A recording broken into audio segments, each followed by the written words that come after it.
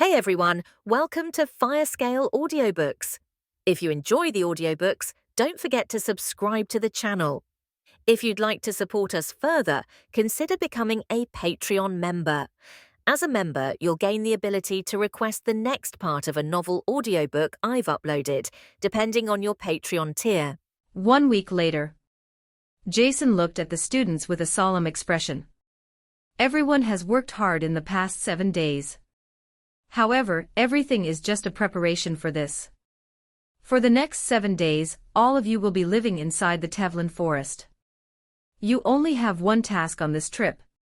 It's to get as many points as you can. Take a look at this list. Jason pointed at the poster he had just put up. Survive, 1,000 points. Kill a proto-class, 10 points. Kill a juvenile class, 100 points. These 3 are the only ways to earn points. The 5 people who have gotten the most points will be rewarded with special grade sacrifice material and cores. Any questions? Teacher. Isn't the forest dangerous?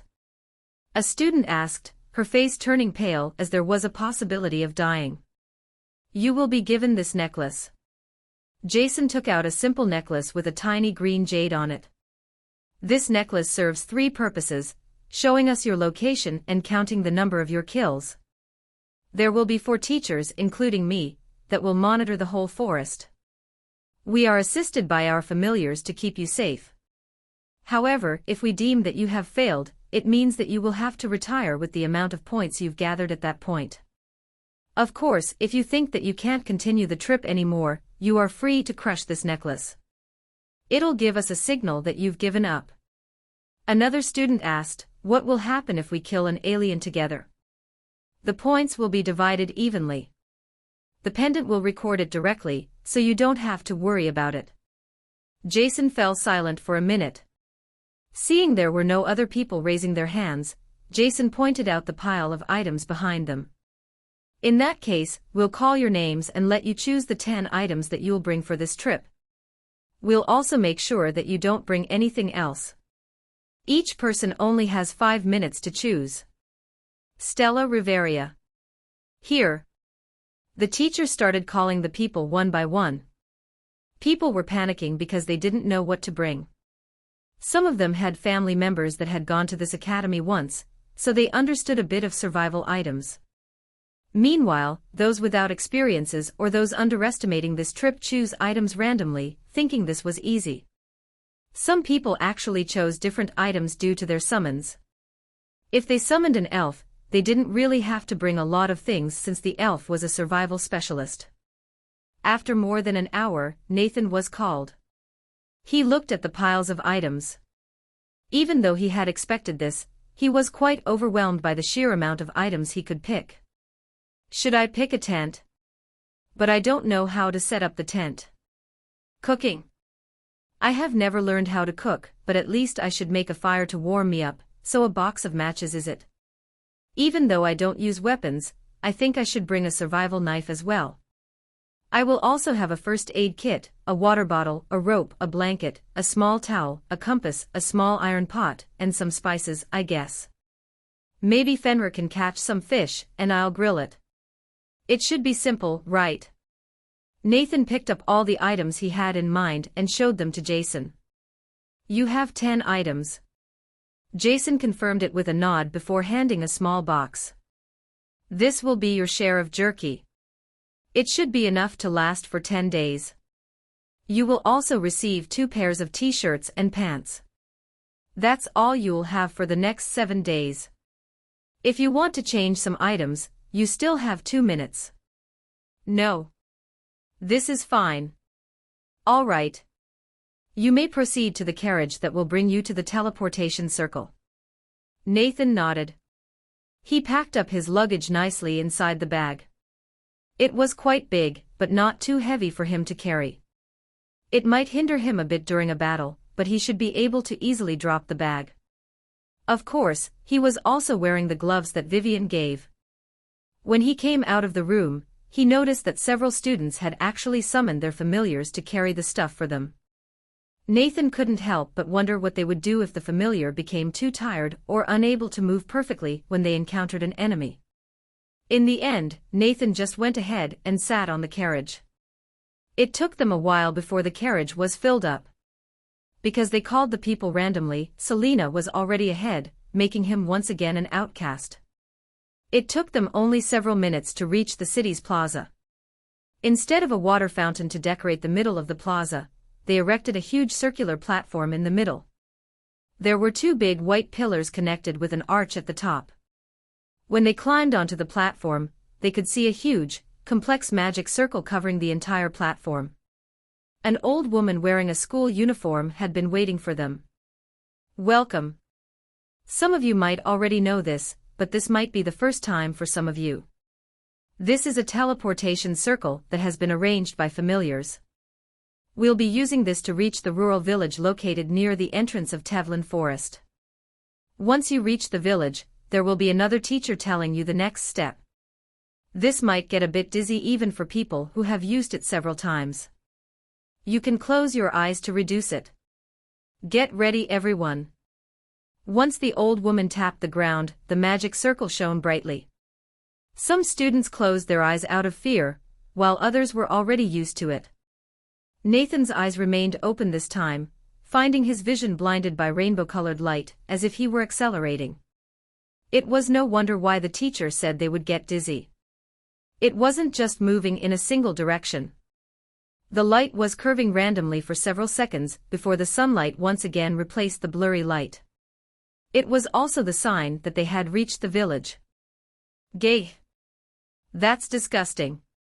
I can't hold it anymore. Nathan took a deep breath.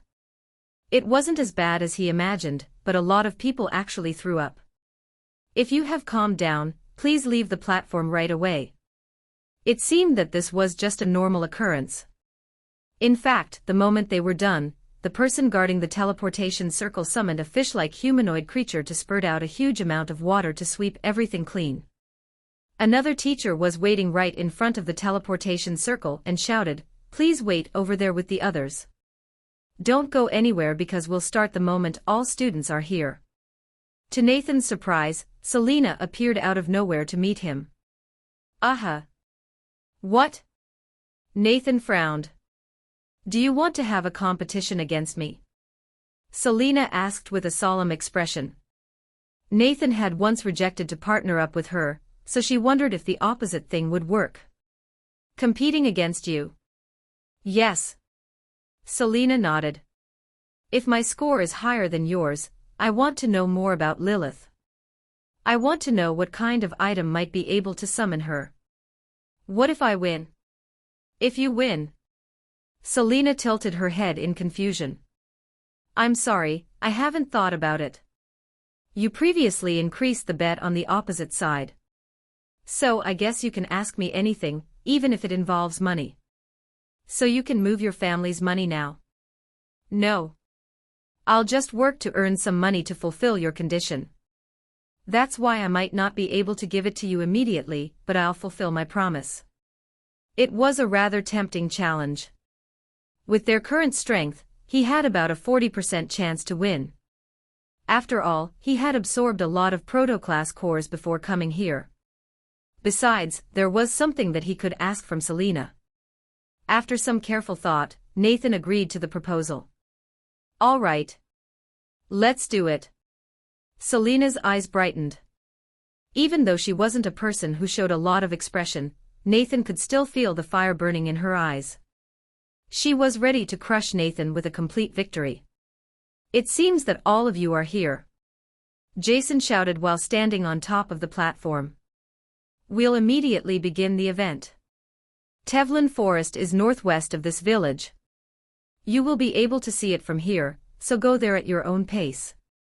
For the next 7 days, you'll survive inside that forest. Once the sun is set on the 7th day, we'll immediately bring you back to the village. Remember, this is the first day. After giving that speech, Jason jumped off the platform with a nonchalant expression. Have we started yet? They are not bringing us to the forest. Which one is the northwest again? Is that the direction? I could see some trees in that direction. All of a sudden, August and Rudius ran in the same direction, heading straight to the forest. Their actions caught the attention of the students around them. That is His Highness Rudius. August is also heading in the same direction. Not good. They are having a head start. Hurry up. A mass panic occurred as they stormed outside the village, leaving Selena behind. Yes, only Selena, who hadn't gone yet. She looked around, noticing that Nathan must have gone together with the others. Hence, Selena dashed at full speed, trying to catch up. The 4 teachers were standing side by side. Ho ho. There they go. An old man chuckled. There are a lot of students this time. I wonder how many points they will get during this event. That is true, especially since there is one interesting student. The old lady that activated the teleportation circle smiled. As expected, you also notice him too. A woman the same age as Jason smirked. Of course. The first one to react is that kid, and he is able to discern the hidden task in this test. I'm interested in this kid. The elderly female teacher grinned. Whenever they are going on a mission, the most important thing is to have enough information, especially from the locals. That kid is doing it right. If I'm not wrong, isn't that the kid who summons a beast? The male teacher mumbled. That's it. I want that kid to be my student. The female teacher stepped up. Even if you two are going to fight me, I'm going to be his teacher. I'm also curious about how he is able to summon a beast instead of a humanoid familiar. I don't think that's a good idea.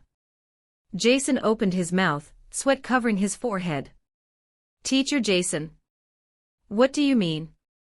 Do you think just because you are the homeroom teacher of this guy, you have the right to stop me from taking this child as my student? The female teacher gritted her teeth. Jason looked away, his face showing a clear fear. I'm just saying that you shouldn't do that unless you want to become a fertilizer. As the teacher said, the first one to dash away was none other than Nathan. However, Nathan rushed in the opposite direction. Yes, instead of going to the forest, Nathan actually moved deeper into the village. The first thing he visited was none other than the tavern of the village. Nathan's expression turned solemn while thinking, Teacher Jason told us to start at our own pace, so this didn't break the rule. In fact, I felt like he was prompting us to realize the clue.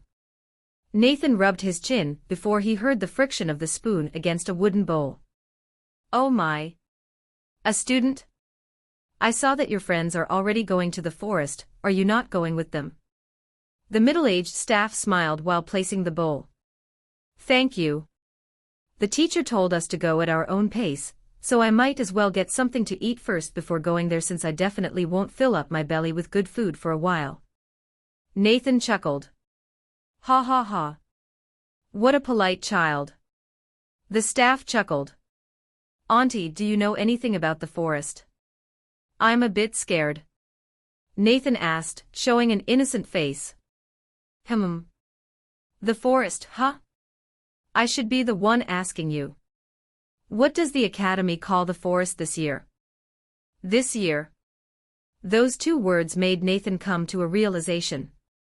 Teacher Jason told us that every year it would be a different place, but what if it was a lie? What if it was actually the same place but with a different name? Nathan gulped down. It's called Tevlin Forest. Ho! The staff smiled. Still, to think a single student would visit the village for 3 years in a row. I guess the Phyrexia Academy's quality is increasing. 3 years in a row. Yep. Last year, there was a student called Axel visiting us. The year before that was a female student, Noelle. The staff shrugged. Well, it's not like we mind it at all. After all, the students will be spending a lot of money in the village. The academy is also giving us some money every year for hosting this event. Is that so? Nathan looked down. The fact that no one was aware of this was because there was no need to tell their underclassmen about this. Auntie. Is the village all right? I mean, it's close to a forest filled with aliens, right? Well, it's relatively safe, but I've heard some rumors from the summoners who are usually staying in the city. In the western area, I've heard that there is a disturbing sign of a powerful alien. A powerful alien? Isn't that dangerous? No. Is the academy wanting the students to kill that alien to help the village? But this alien might be strong and the students who reach that area will be quite exhausted. Nathan fell into deep thought. If you are going to aim for that alien, there is actually a trick. You should go through the northern entrance.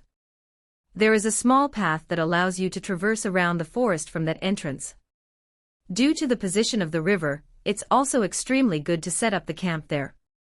Not only is it brimming with fish, but fast-flowing water is safe for drinking. It's also the place where most edible fruits and plants are growing. Oh. In that case, you can maintain your current state to challenge the scary alien. Nathan nodded with a solemn expression. But is there something we can use to reach the northern entrance? If I'm not wrong, there should be a caravan going north in an hour. You should be able to tag along with them without paying. Still, you might have to walk for about 15 minutes to find that entrance. That is fine. Nathan smiled. Thank you very much, Auntie. I promise that I'll beat that scary alien so that it won't harm the village. Oh my. What a brave kid. Good luck. In that case, let me give you something. She brought a small lunchbox. You can eat this for dinner if you want. While it won't be hot anymore, it's still quite delicious. Are you sure? Yep. Make sure you beat that alien. Of course. Nathan nodded furiously. He hurriedly finished his food and headed to the north, finding the merchant group that the tavern's aunt was talking about. Because of his connection with the village as well as recognizing the Phyrexia Academy's badge, the merchant didn't mind him tagging along. While it was true that he needed to walk a bit further than the rest of the students and started more than an hour later, he got the best start possible. Because all students entered from the same area, even if they spread up, they would still create a flow from the southeast of the forest to the center. With such a high number of students, they would be fighting with each other to kill the alien. In other words, they would just be exhausting themselves for one or two aliens. And the teacher chose this timing so that they couldn't think rationally due to hunger. Conflicts would arise as the students were unable to endure their impulse. At the same time, taking their time to eat would just slow them down. Hence, it was a messy start for all of them. Meanwhile, Nathan could actually come to the northern side of the forest. And the moment he entered the forest, he was in perfect condition with no competitors. In other words, all the aliens on this side would be his for the taking. Fenrir. Nathan summoned Fenrir as soon as he stepped into the forest. Yeah. This is going to be exciting. Fenrir smirked excitedly. I can finally go all out. And don't forget that you have more Aina than me right now. You can use Deadly Claw again and again to kill a lot of enemies. I know. I'll be playing my part. In fact, I can actually increase the amount of Aina you have, you know. Nathan smirked. Soul contract, right. Even though I'm able to learn new techniques based on my understanding of this new world, I still want to retain some of my abilities. If I grow weaker just for the sake of more Aina, it'll be troublesome even for you. Nope.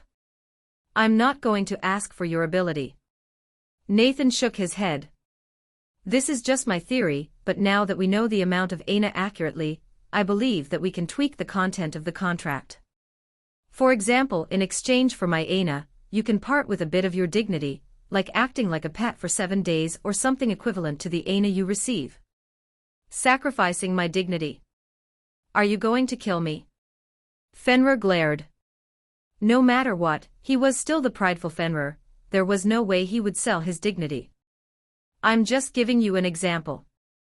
What I want to say is that it's all about equivalent exchange. An ability is just one of them. Fenrir's eyebrows twitched.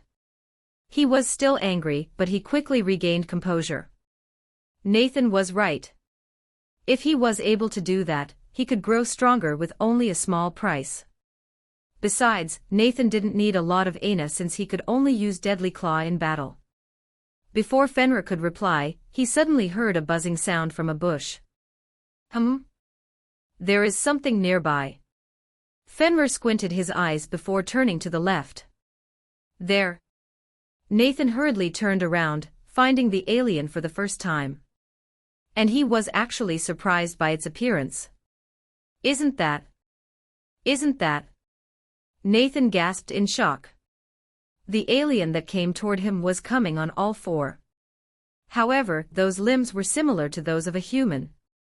It had a rather humanoid body but moved like a beast. It had tentacle-like tails, flapping around. Its head was elongated, which was similar to an image that Nathan had in mind. Its pale skin made it look like a ghost. At the same time, the veins on the skin felt like they were made of small organisms. Goddamn, the appearance is like those aliens in Lovecraft, but those things in its skin looked like it was made of symbiote. That's so cool. Nathan sucked a cold breath. However, the alien suddenly leaped toward him. Its speed was quicker than Nathan, but not something he couldn't react to. No, he didn't even need to react. Fenrir stood on its way and waved its paw. The alien punched Fenrir's paw with the same amount of force. The sharp claws pierced through the alien's skin, but the entire force of that punch neutralized Fenrir's power. Both of them leaped back after sensing each other's power. The alien looked at the wound with its head despite having no eyes. It licked the wound with its long tongue, and surprisingly, the wound was gradually recovering as if its cells regenerated. Damn. This is so badass. I know a bit about Lovecraft, but it is actually enhanced with a symbiote life form like what's next. Am I going to fight Cthulhu that has been enhanced by apex form symbiote? This world is so sick. We have mythologies, fantasy creatures, and even aliens. Nathan shuddered both in fear and excitement. Oi! Don't talk too much. We have to kill this one first. Fenrir shouted as he launched himself forward, preparing to engage the alien again. I know. Nathan squinted his eyes, remembering the lesson about the alien race. The alien race is divided into several categories by their physical ability, shape-shifting ability, regenerative ability, mind and intelligence, as well as Aina manipulation. The one you will meet in Tevlin Forest is limited only to proto-class and juvenile class. The proto-class only has minor physical strength enhancement and minor regenerative power. They're moving based on their survival instinct. However, the moment you underestimate them, your life will be forfeited. The juvenile class is stronger than the proto-class by having a basic shape-shifting ability, moderate strength enhancement, and basic regenerative abilities. After remembering the information, Nathan started looping around the alien. Even though it was only the proto-class, its physical ability had surpassed that of a normal human. The Aina inside his body started circulating rapidly, boosting his physical strength. Fenrir noticed Nathan's movement and waved its tail against the alien. The alien spread its arms to catch his tail, but it was actually able to sense the Aina Fenrir's tail was emitting. It changed its stance by putting its arms in the front. The tail shot out a crescent-shaped light, but unlike the wraith that was split into two, it was only enough to reach a third of its arm. And it immediately began regenerating. However, Fenrir's mission was to stop the alien. During that time, Nathan had reached his position and gathered his Aina in his hands. Deadly Claw. With a wave of his hand, the Aina was extended like a claw. Now that he had more Aina to use, the claw actually reached the alien from 5 meters, 16 feet, away. Once again, the alien went beyond Nathan's expectation.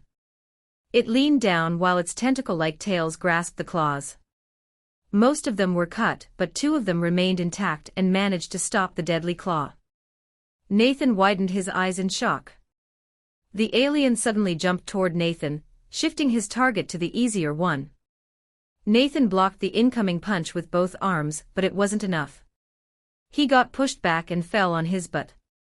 What are you doing, brat? Why are you performing worse? Fenrir shouted as he chased after the alien. The latter rushed to Nathan, taking advantage of his fall to bite his neck with those sharp teeth. Yep. Disgusting. Nathan commented after seeing the slimy drool coming out of its mouth. He kicked the alien's jaw from below, causing the alien's body to arch. After that, Fenrir slashed the alien from the back with his tail. The alien let out a screeching sound as if it were wailing in pain. Unfortunately for the alien, Fenrir showed no mercy and let out a burst of ana from its mouth. Whaff! The burst hit the wound and widened it before launching the alien to the tree. Nathan got back on his feet and used the deadly claw from above, cutting its head into four and splashing the blood in all directions. Sorry. I was a little too excited earlier. I'm a big fan, you know. Nathan apologized. Fortunately, all students had learned the basic strengthening during the first week, so he wasn't injured after receiving that attack. Still, it didn't change the fact that a single mistake could be fatal, so Nathan had to apologize. As long as you know that. I'm going to get angry if you still play around next time. Remember, your life's on the line. Fenrir harumphed. Besides, don't use your ana too recklessly. I know. It's just. I can't trust them if they have died or not unless I cut their head or sever their neck. That's the only way to confirm that an alien has died. They might be faking it otherwise. Nathan shrugged, showing that he recovered right after and tried to do the same thing. Still, the alien is stronger than I originally thought. I can defeat it by myself. No, even that boy who summons a wraith could do it too. It's just one will be the limit. Probably a fourth of your class will have a hard time even fighting one of them, assessed Fenrir while looking at the corpse. Yeah. Nathan replied nonchalantly as if he didn't care about his assessment, his eyes staring at the alien's chest. Those cores you swallowed weeks ago. Fenrir abruptly stopped as Nathan pinched his mouth again, indirectly telling him not to continue the disgusting explanation. How about you eat it, Fenrir? This is the original way for you to get stronger without the soul contract. My summoner is better because he can absorb it more efficiently. I'm fine. This is just a test. No. It's only right for the summoner to get it. Both of them had their eyebrows twitched. Nathan said with a disgusted face, you gouge it out, and we'll clean it later. I'll have to sacrifice myself, I guess. As Fenrir said, a lot of students were struggling against one of them. Scree. A goblin swung its club at the alien's head, smashing it to the ground. Yes. Its summoner pumped his fist, believing he had won. It looked like an effective attack, but the tentacle-like tails caught the goblin. The moment the alien rose from the ground, the alien punched the goblin's stomach, causing it to spat a mouthful of blood. The punch blew the goblin away, its body bouncing several times on the ground until crashing into a tree. The alien then rushed to the summoner. Hi! The summoner couldn't move its body out of fear. As a result, the alien punched him in the face, cracking his jaw. This was a perfect time for the alien to kill him, but right when it was about to reach the summoner, the alien stopped as its head slid down its body. Without the alien realizing it, a halfling had appeared and sliced its neck. The halflings looked at the student and said, Roberto is now disqualified. In another place, a sylph shot out a crescent-shaped wind and cut the alien into pieces. A declaration had been made. Lycia is now disqualified from the test. The number of students had started decreasing. Just like Jason said, the teacher would protect them, but it also meant this was the end of their trip. Half of the students were struggling against the alien since this was the first time they fought the alien. They didn't know how to deal with them or had gotten used to their movement. Some students even decided to team up. Even though they would get fewer points, they could defeat an alien with minimal losses.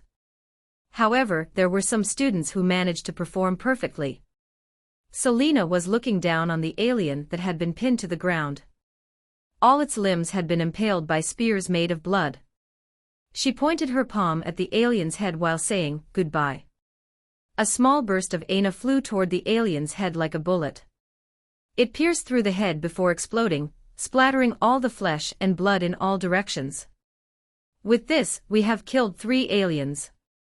We should take a break first, Mississippi. You haven't eaten anything yet.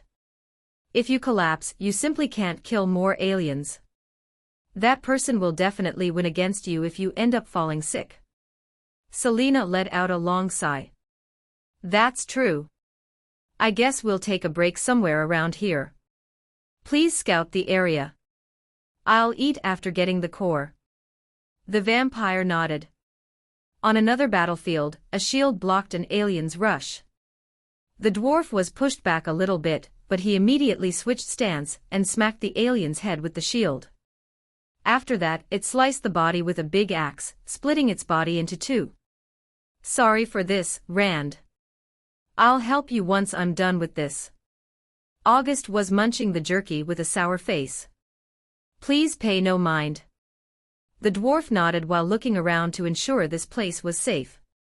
Unlike August, who wanted to help his familiar, Prince Rudius was eating the jerky while sitting on the Cyclops' shoulder.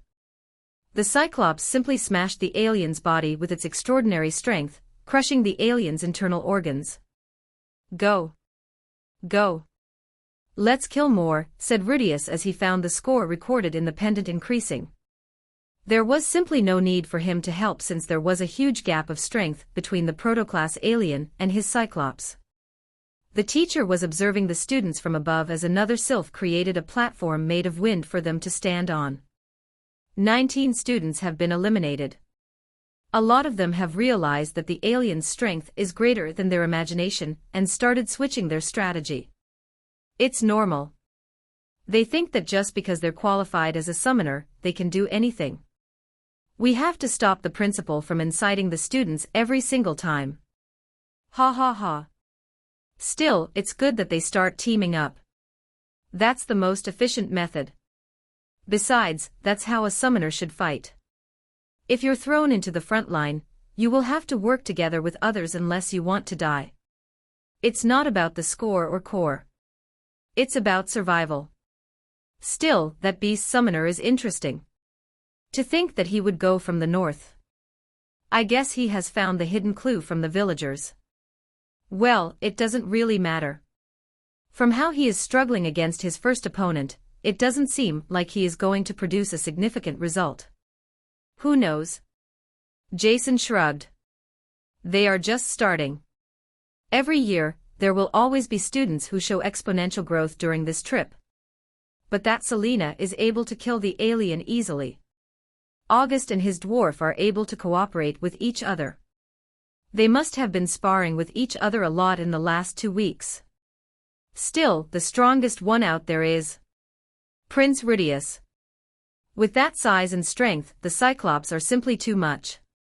If there is someone who can take down a juvenile class, it's definitely going to be him.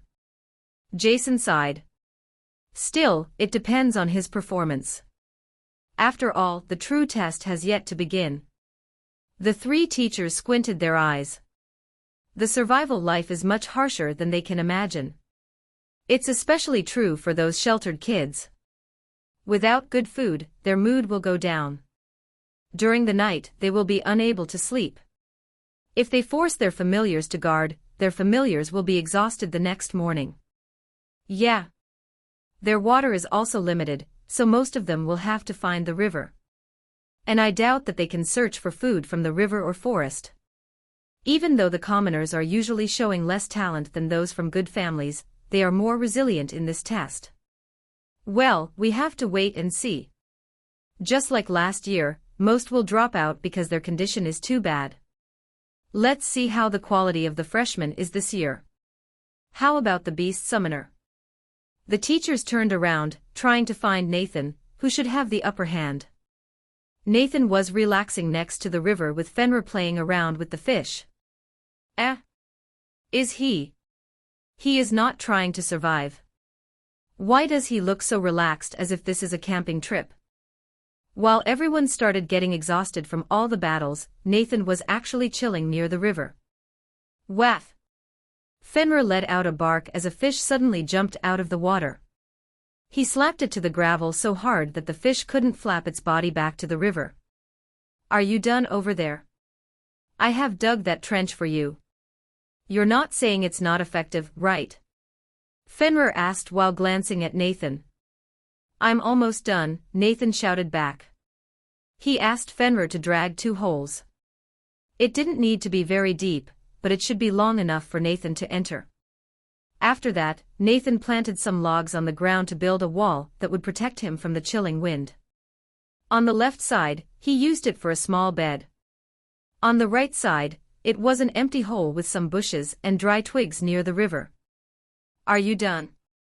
Fenrir returned, noticing that Nathan was putting down his stuff. Yep. We're going to sleep here. No roof, but the wind won't get to us. The fire should keep us warm. Nathan spread his arms as if he were showing his craft. True. The wind is completely blocked. It'll be warm once we start the fire. I guess I can sleep here to make sure you're safe. Fenrir nodded in approval. Still, how do you know all this? It's not knowledge that you get from a farmer, right? Survival novel. I read a lot of bullshit, but this one is working. Nathan shrugged. Well, it's said that we can burn up some firewood and cover it with dry gravel to create a warm bed. But it's too scary since the description is saying there will be some steam coming out. I don't want to get burned while sleeping, you see. I don't really care as long as I can sleep. Fenrir shrugged. Yeah. Anyway, I'll gather a bit more firewood to keep the fire up for the whole night. After that, we can hunt some more before having some dinner. Fenrir nodded in agreement. I have caught some fi. When he abruptly stopped his words, Nathan's expression turned solemn. What's wrong? I noticed some presences. 4 of them. Fenrir squinted his eyes. Humans? No one is quick enough to reach this place in one day, especially with all the aliens around. In that case, we can't let them destroy this place. This will be our shelter for the next 7 days. Fenrir nodded. They took a peek from the hut, noticing 4 aliens who seemed to notice living beings near the river. I'll take care of 2 of them. You should do the same, or at least buy me some time until I kill those 2, Fenrir explained. Why not take care of 3 of them? You can do it, right? Idiot. I could defeat 2 of them much faster than 3 at the same time. That way, I can swiftly help you. Besides, this will be a good time to test your ability and understand the meaning of quantity versus quality. Nathan contemplated for a moment. I guess we can do that. It's better to experience it when the enemies are still weak. Yeah.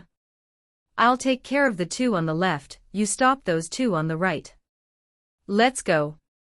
Nathan nodded. Both of them emerged at the same time, immediately going toward their respective enemies. Noticing Nathan and Fenrir, the 4 aliens shifted their senses toward them. Nathan's foes had different shapes. The first one had a humanoid body but a round head with teeth circling at the tip. It was moving on 2 feet, but the head kept summoning tentacles from the hole at the top. The second one had a similar appearance as the first alien he encountered, but instead of multiple tails, there was only one robust tail like a baseball bat. The 2 aliens dashed toward Nathan, the one running on 4 feet arrived much faster. Nathan used the deadly claw as an opening attack. The alien ducked, but this was Nathan's aim, he was aiming for its tail. To his surprise, the alien swung the tail downward and actually broke the deadly claw, and dispersed the residual ana.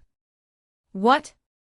Nathan never thought that the deadly claw could easily be destroyed just like that. You idiot. My ability is much stronger than that.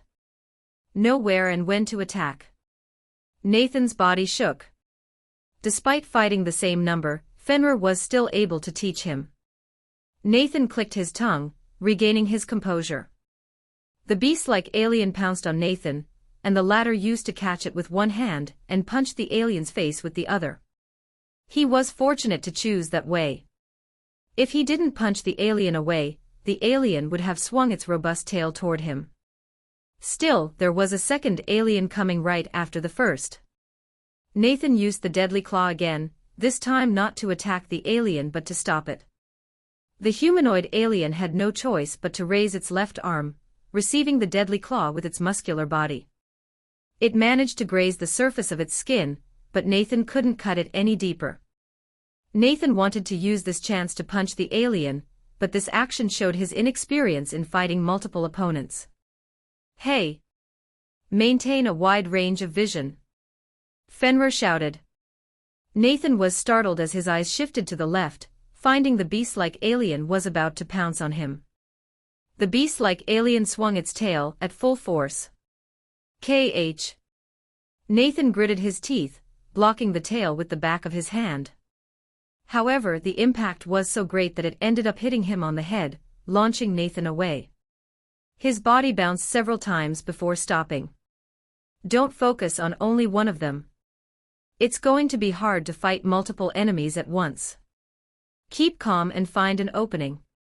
Focus on taking down the weakest first. Fenrir kept shouting. Nathan clenched his hands as he stood back up with only a small scratch on his head. 1 week later. Jason looked at the students with a solemn expression. Everyone has worked hard in the past 7 days. However, everything is just a preparation for this.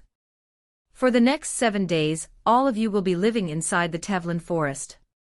You only have one task on this trip. It's to get as many points as you can. Take a look at this list.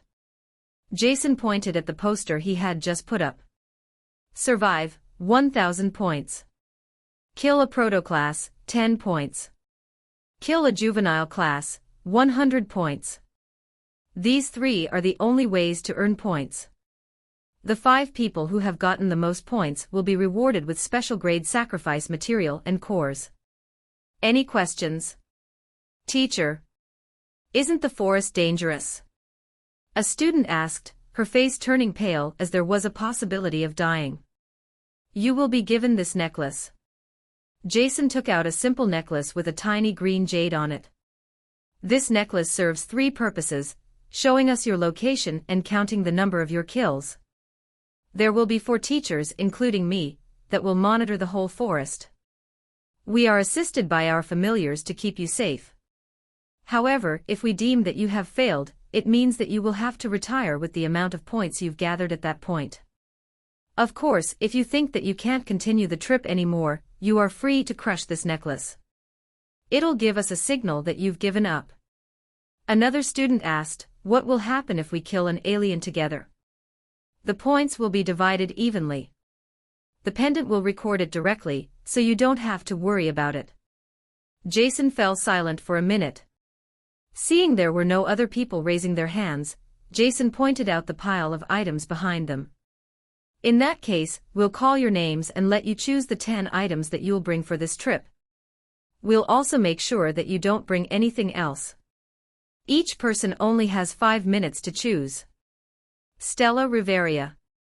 Here. The teacher started calling the people one by one. People were panicking because they didn't know what to bring. Some of them had family members that had gone to this academy once, so they understood a bit of survival items. Meanwhile, those without experiences or those underestimating this trip choose items randomly, thinking this was easy. Some people actually chose different items due to their summons. If they summoned an elf, they didn't really have to bring a lot of things since the elf was a survival specialist. After more than an hour, Nathan was called. He looked at the piles of items. Even though he had expected this, he was quite overwhelmed by the sheer amount of items he could pick. Should I pick a tent? But I don't know how to set up the tent. Cooking. I have never learned how to cook, but at least I should make a fire to warm me up, so a box of matches is it. Even though I don't use weapons, I think I should bring a survival knife as well. I will also have a first aid kit, a water bottle, a rope, a blanket, a small towel, a compass, a small iron pot, and some spices, I guess. Maybe Fenrir can catch some fish, and I'll grill it. It should be simple, right? Nathan picked up all the items he had in mind and showed them to Jason. You have 10 items. Jason confirmed it with a nod before handing a small box. This will be your share of jerky. It should be enough to last for 10 days. You will also receive 2 pairs of t-shirts and pants. That's all you'll have for the next 7 days. If you want to change some items, you still have 2 minutes. No. This is fine. All right. You may proceed to the carriage that will bring you to the teleportation circle. Nathan nodded. He packed up his luggage nicely inside the bag. It was quite big, but not too heavy for him to carry. It might hinder him a bit during a battle, but he should be able to easily drop the bag. Of course, he was also wearing the gloves that Vivian gave. When he came out of the room, he noticed that several students had actually summoned their familiars to carry the stuff for them. Nathan couldn't help but wonder what they would do if the familiar became too tired or unable to move perfectly when they encountered an enemy. In the end, Nathan just went ahead and sat on the carriage. It took them a while before the carriage was filled up. Because they called the people randomly, Selena was already ahead, making him once again an outcast. It took them only several minutes to reach the city's plaza. Instead of a water fountain to decorate the middle of the plaza, they erected a huge circular platform in the middle. There were 2 big white pillars connected with an arch at the top. When they climbed onto the platform, they could see a huge, complex magic circle covering the entire platform. An old woman wearing a school uniform had been waiting for them. Welcome. Some of you might already know this, but this might be the first time for some of you. This is a teleportation circle that has been arranged by familiars. We'll be using this to reach the rural village located near the entrance of Tevlin Forest. Once you reach the village, there will be another teacher telling you the next step. This might get a bit dizzy even for people who have used it several times. You can close your eyes to reduce it. Get ready, everyone. Once the old woman tapped the ground, the magic circle shone brightly. Some students closed their eyes out of fear, while others were already used to it. Nathan's eyes remained open this time, finding his vision blinded by rainbow-colored light, as if he were accelerating. It was no wonder why the teacher said they would get dizzy. It wasn't just moving in a single direction. The light was curving randomly for several seconds before the sunlight once again replaced the blurry light. It was also the sign that they had reached the village. KH. Nathan stood up. His hand and head hurt, but he could still fight. If the enemies were stronger than them, he might have died. It was no wonder Fenrir suggested testing it here. The 2 aliens sped up, not planning to give him a chance to recover. Now that Nathan had failed a big time, he had become more calm, believing that he had made the biggest mistake in this battle.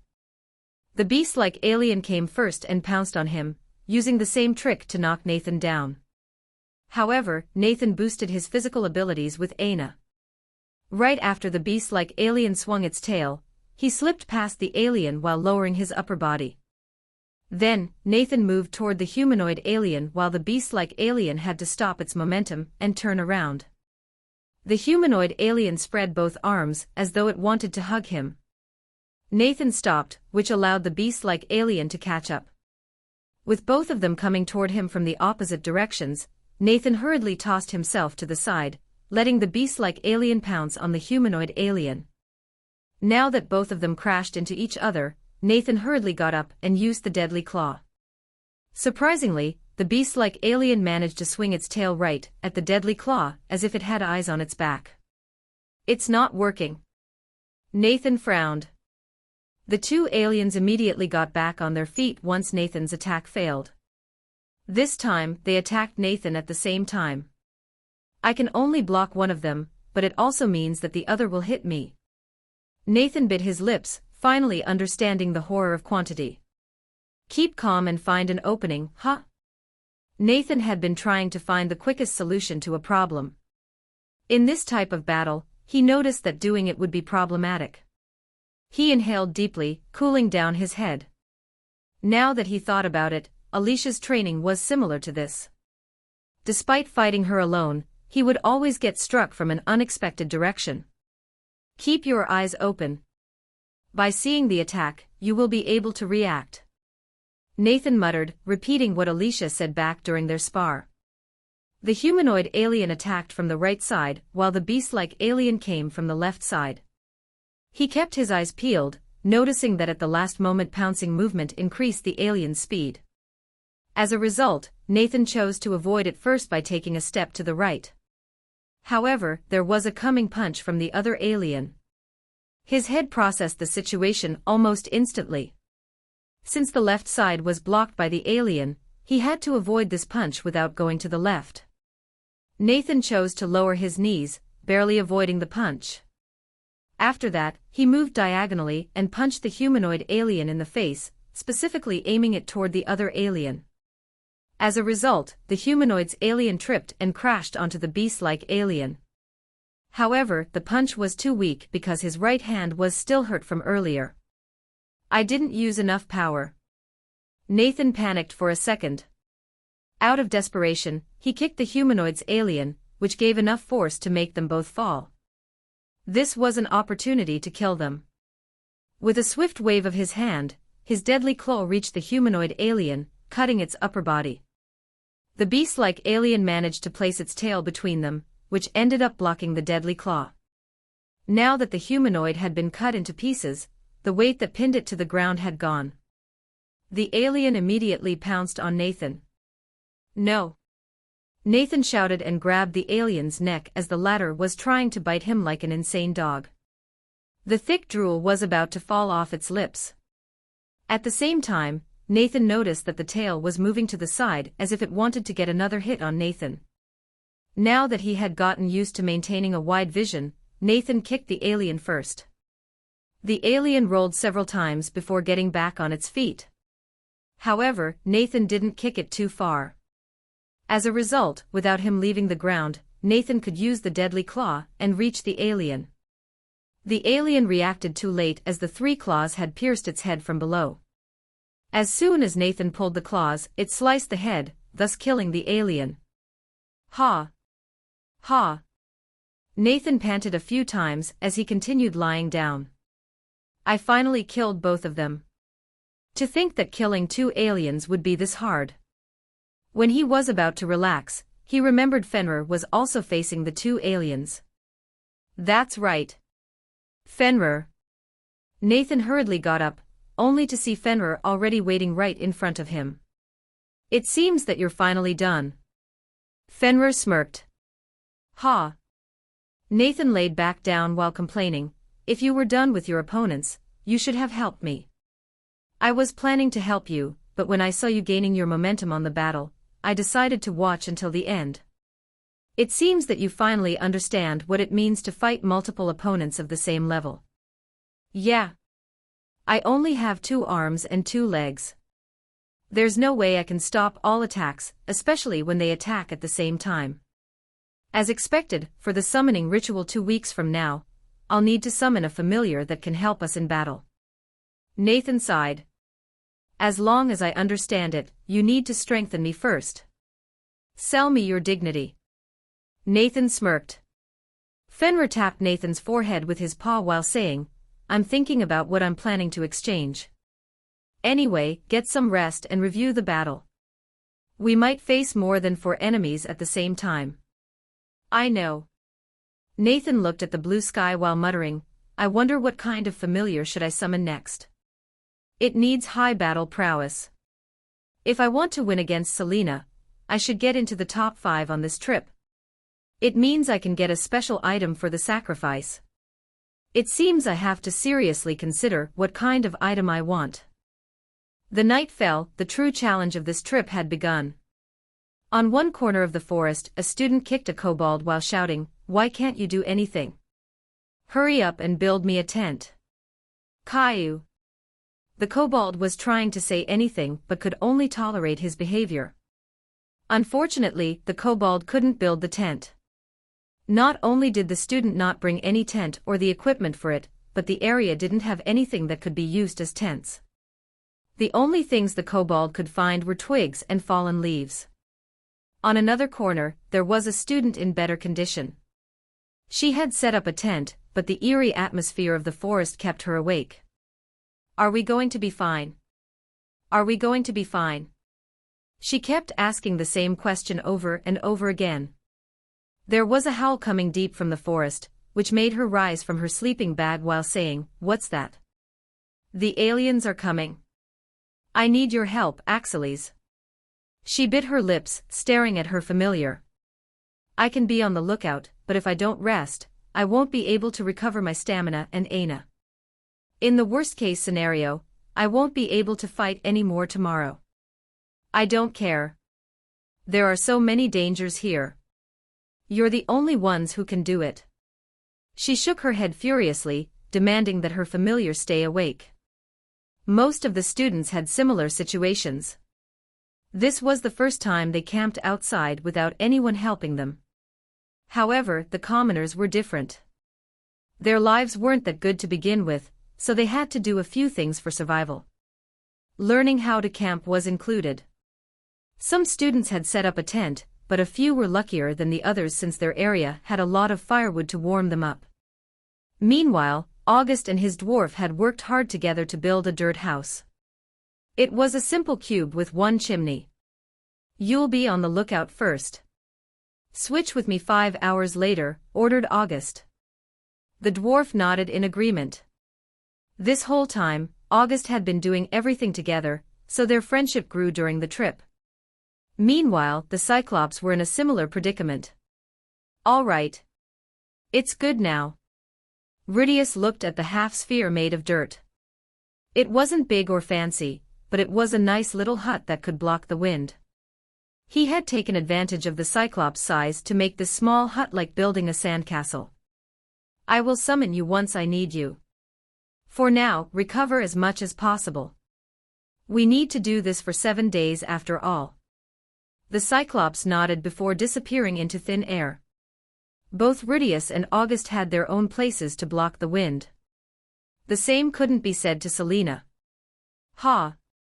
Selena let out a warm breath to the space between her hands while saying, "It's cold. You should have brought the tent." The vampire shook her head helplessly. "But if I bring the tent, my speed will be reduced significantly because they're so heavy. I have to win against him on this trip." Selena shook her head furiously. The vampire scratched the back of her head. She didn't know where Selena's obsession was coming from, but it wasn't her place to talk about it. "If you fall sick, you're going to have a hard time for the next few days. You might even lose and couldn't do anything remarkable for this trip." "I know." Selena looked down with a sad expression. She tossed more firewood while saying, "But it doesn't matter if I can't win. I need to prove myself to be able to summon a progenitor. If I can't, I will just become the puppet of a family." The vampire scratched the back of her head, unable to persuade her. "Anyway, you should sleep as much as possible. Make sure to wear more clothes and cover your entire body with an extra blanket." Selena nodded. She only took a blanket and a sleeping bag, so she also threw a towel on top. She hadn't found a river, so she had to move toward the river before her water ran out. "Are you sure you'll be fine during the night?" "I'm nocturnal. Even if I'm asleep, my sense is much sharper than what I have during the day. Don't worry. I can protect you while sleeping." She shrugged. "All right." Selena nodded helplessly. She laid down while wrapping herself as thick as possible. "It's cold but I'm going to win," was the last thing she muttered before closing her eyes. The teachers smiled wryly. "The students are quite weak." "Yeah. There are only 10 people who seem to be doing somewhat better. It's a bit disappointing. Then again, this year, they have a lot of familiars specializing in combat, unlike last year." "Agreed. I should also check the student that took the north entrance." He raised his head only to drop his jaw. "That's... What's wrong?" Another teacher chose to check up on Nathan as well, only to get stunned by what she found. In his camp, Nathan peacefully sat down next to the fire with Fenrir, looking at the night sky. Damn. It's so beautiful. Back on Earth, the city is so bright that we couldn't even see stars anymore, said Nathan while eating the dinner box he got from the tavern's lady. Unlike the others, he was much more relaxed. His camp had everything since he would be staying in this place for several days, unlike the others that had yet to reach their desired spot.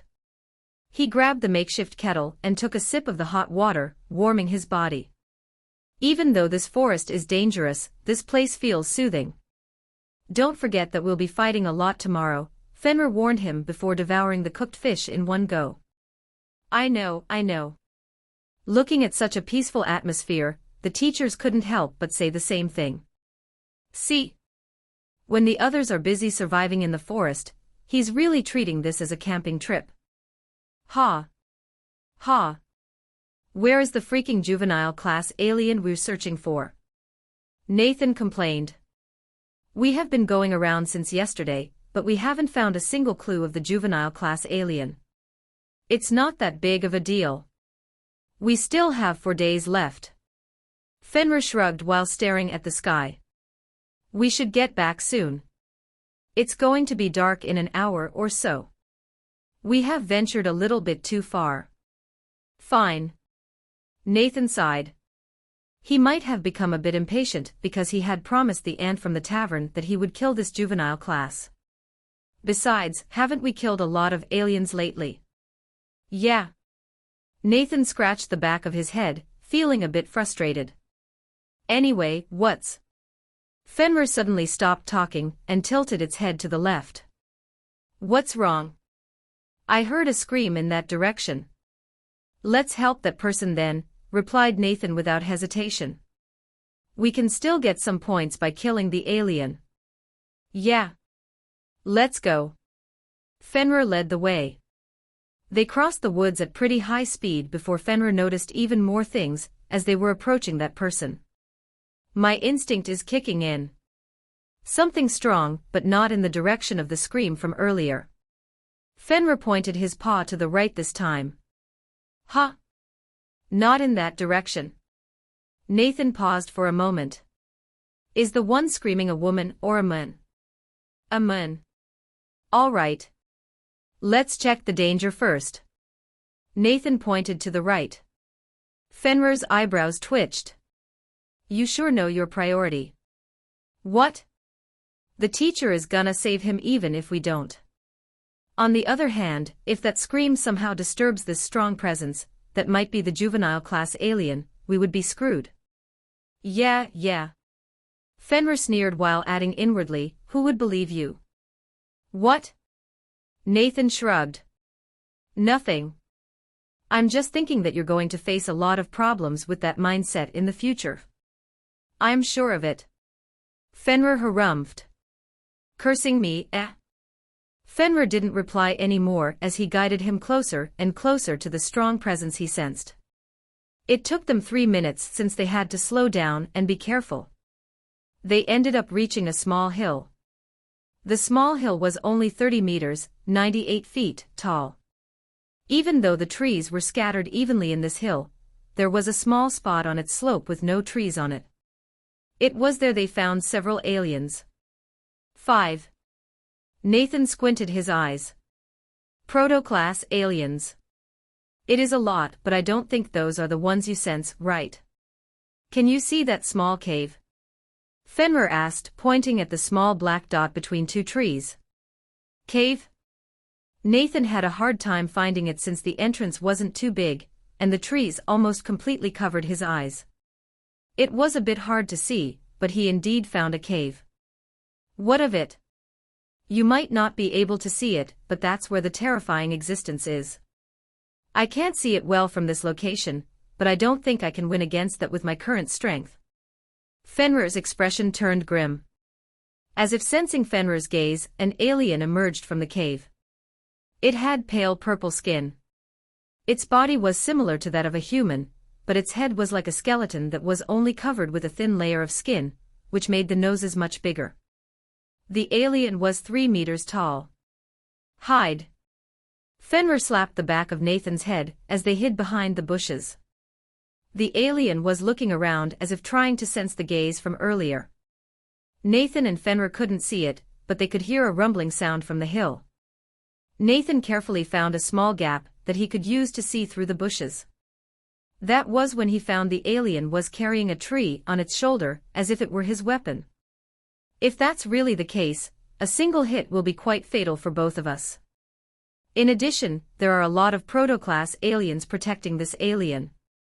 Fenrir has to focus on the juvenile class, but I can't handle all those proto-class aliens by myself. Nathan's expression turned grim.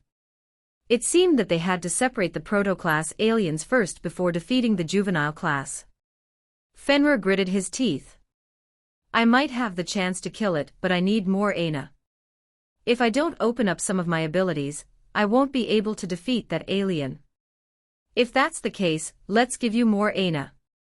I have a lot of Aina right now. If I can unlock some of my abilities, I might even overpower it. I need about 5 times the amount of Aina I have right now. Fenrir got 30 Aina from the summoning, and 9 Aina from the first soul contract.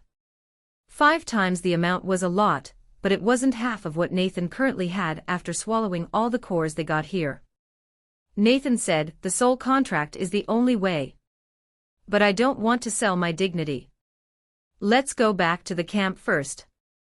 We can think of the exchange slowly, such as doing an errand or something for the next 7 days. Well, let's think about it first. Fenrir nodded in agreement. They waited until it was safe to pull back. While returning to the camp, Nathan was in deep thought, wondering what kind of exchange he wanted to get from Fenrir. I was too focused on that juvenile class alien, oi brat. I have 2 bad news. Fenrir's expression turned grim. There are more than 10 aliens chasing after us from behind. At the same time, there are 6 people in front of us. Huh? Nathan furrowed his eyebrows. We should avoid both of them, allowing those people to take care of the aliens. He suddenly heard voices coming from behind. With a single glance, he found an alien about to reach him. There were a lot of aliens following right behind. It was at this moment he understood what Fenrir meant, that he was too distracted. Tisk. Nathan clicked his tongue and turned around. Kill that one and we run. Fenrir couldn't move immediately because he sensed Aina coming from behind. Yes, those 6 humans had finally reached them with their own familiars. Watch out. Fenrir gnashed its teeth, ready to protect Nathan from both sides.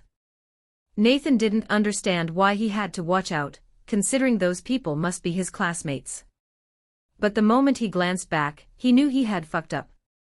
The group of people coming toward him was none other than Raven, and the 5 people whose cores he borrowed to sponsor the first Summoner's War. Are you freaking kidding me? Nathan looked frustrated. He had to run away from all these aliens, but for some reason Raven's group also came at the perfect timing. Attack! Raven shouted, commanding his team. Those familiars launched their attacks at the same time. Nathan had gathered his Aina in his hands, ready to use the deadly claw to protect himself. But to his surprise, the volley of attacks from their familiars actually rained down the aliens. Ra! Re! The aliens were groaning in pain. An imp took the lead and jumped toward the alien that was about to reach Nathan, dragging it down to the ground. Nathan widened his eyes in disbelief. What are you doing? Attack, you lowly commoners. Those are the aliens. Raven shouted, acting as if he had forgotten the grudge between them. No, Nathan could still see some hatred in him, but he actually put it aside because of the aliens. He was taken aback to the point where he couldn't help but think, wait. That's not how your script should be. Wait. That's not how your script should be.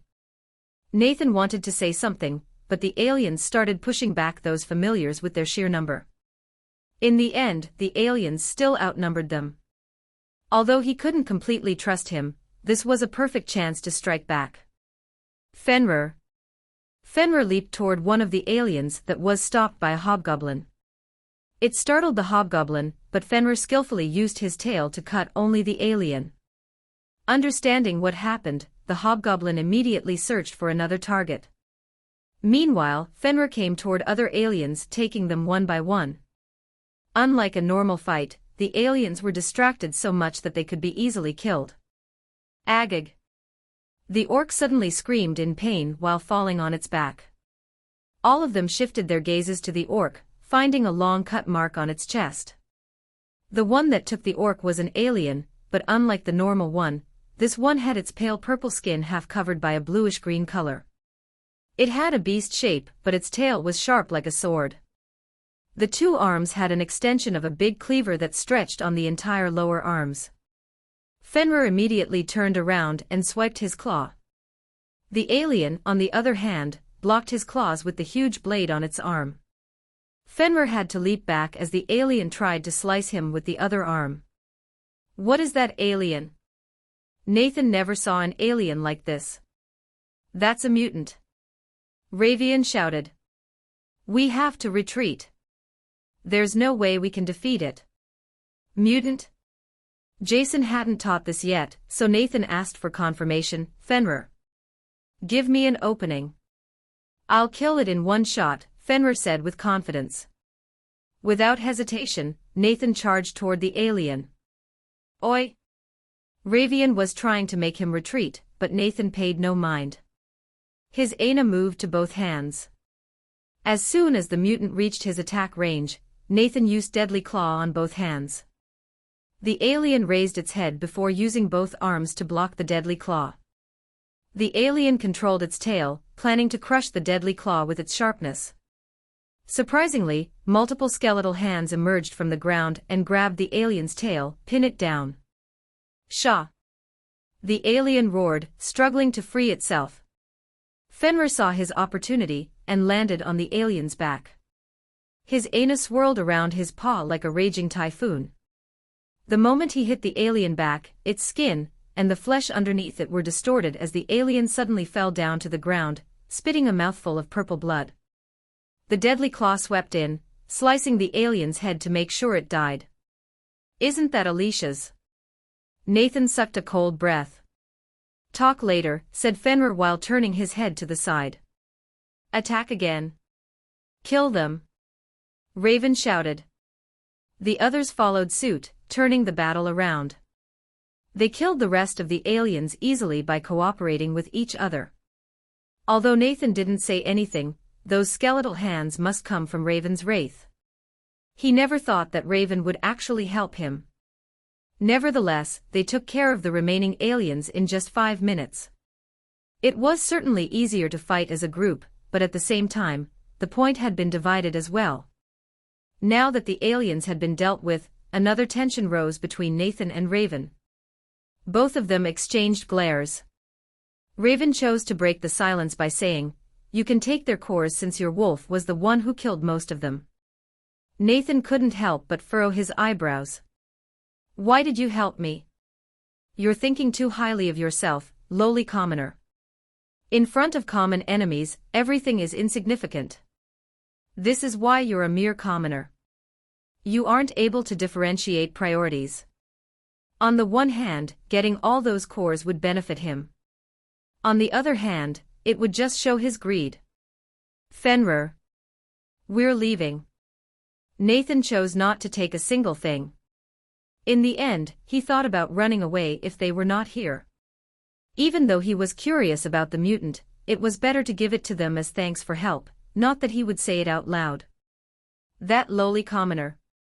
One of them gritted his teeth, angry at Nathan's reaction. Fenrir just followed Nathan quietly.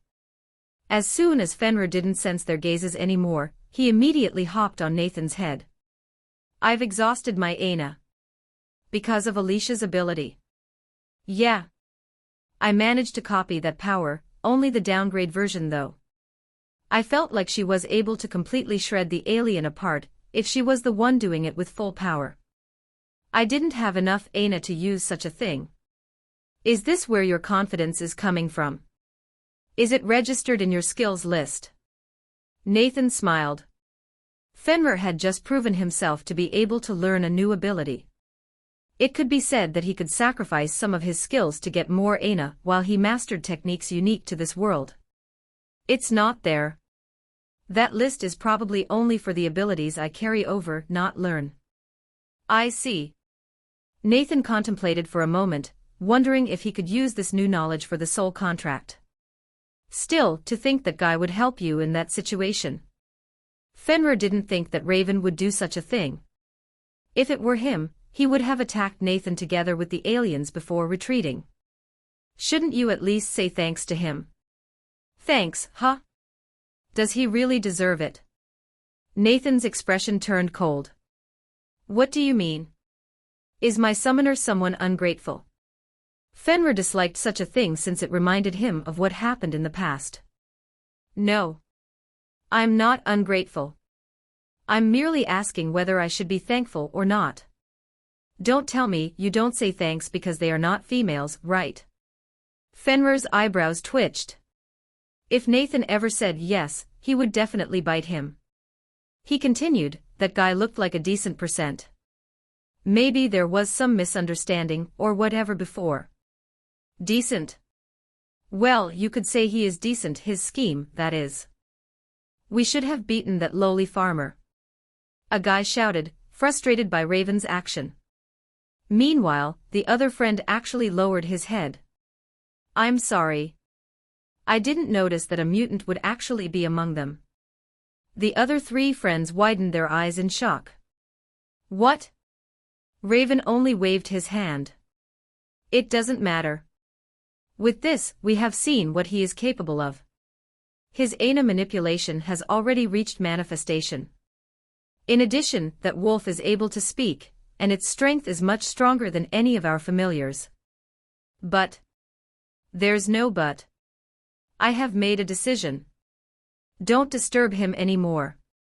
Raven clicked his tongue. He had to say it even if he hated it. The guy, who knew his plan the whole time, looked at him bitterly. 1 week ago. What? Father is angry. He should be helping me. His son is being bullied. Raven shouted. His father's butler sighed. Young master. I'm merely conveying the message of your father. You are not the only target of his anger. Your mother is currently being sent back to her family for a few months. Why? Raven gritted his teeth. The past young master wouldn't even bother to ask this question. How time can easily change people. The butler was tired explaining since Raven didn't plan to understand it. What did your mother say to change you like this? The young master I know is elegant, smart, and calm. What do you mean? You should know that having another summoner in our territory will tip the balance of power. What if he gets stronger than me? He might even marry my sister to him. What will happen if he ends up succeeding the Risent household instead of me? The butler shook his head helplessly. A good summoner isn't necessarily a good lord, but a good lord who has the power of a summoner can protect its people. Raven's body shook when he heard those words. The butler turned around and said, You were the one who told me that, young master. Anyway, I've passed the message from your father. If you make another problem, your father might have no choice but to handle this personally. Raven couldn't raise his head. The butler could only shake his head helplessly. Whether it was fortunate or unfortunate, Raven stopped him before he left. Tell my father that I'll fix this. The butler politely bowed to him before leaving for good. This was the answer Raven presented. So he asked his friend to lure those aliens toward us and appear on time to help us. Fenrir frowned. Yeah. First of all, the timing itself is too perfect. The number of aliens might be high, but they can still win without us. He must be trying to test our strength.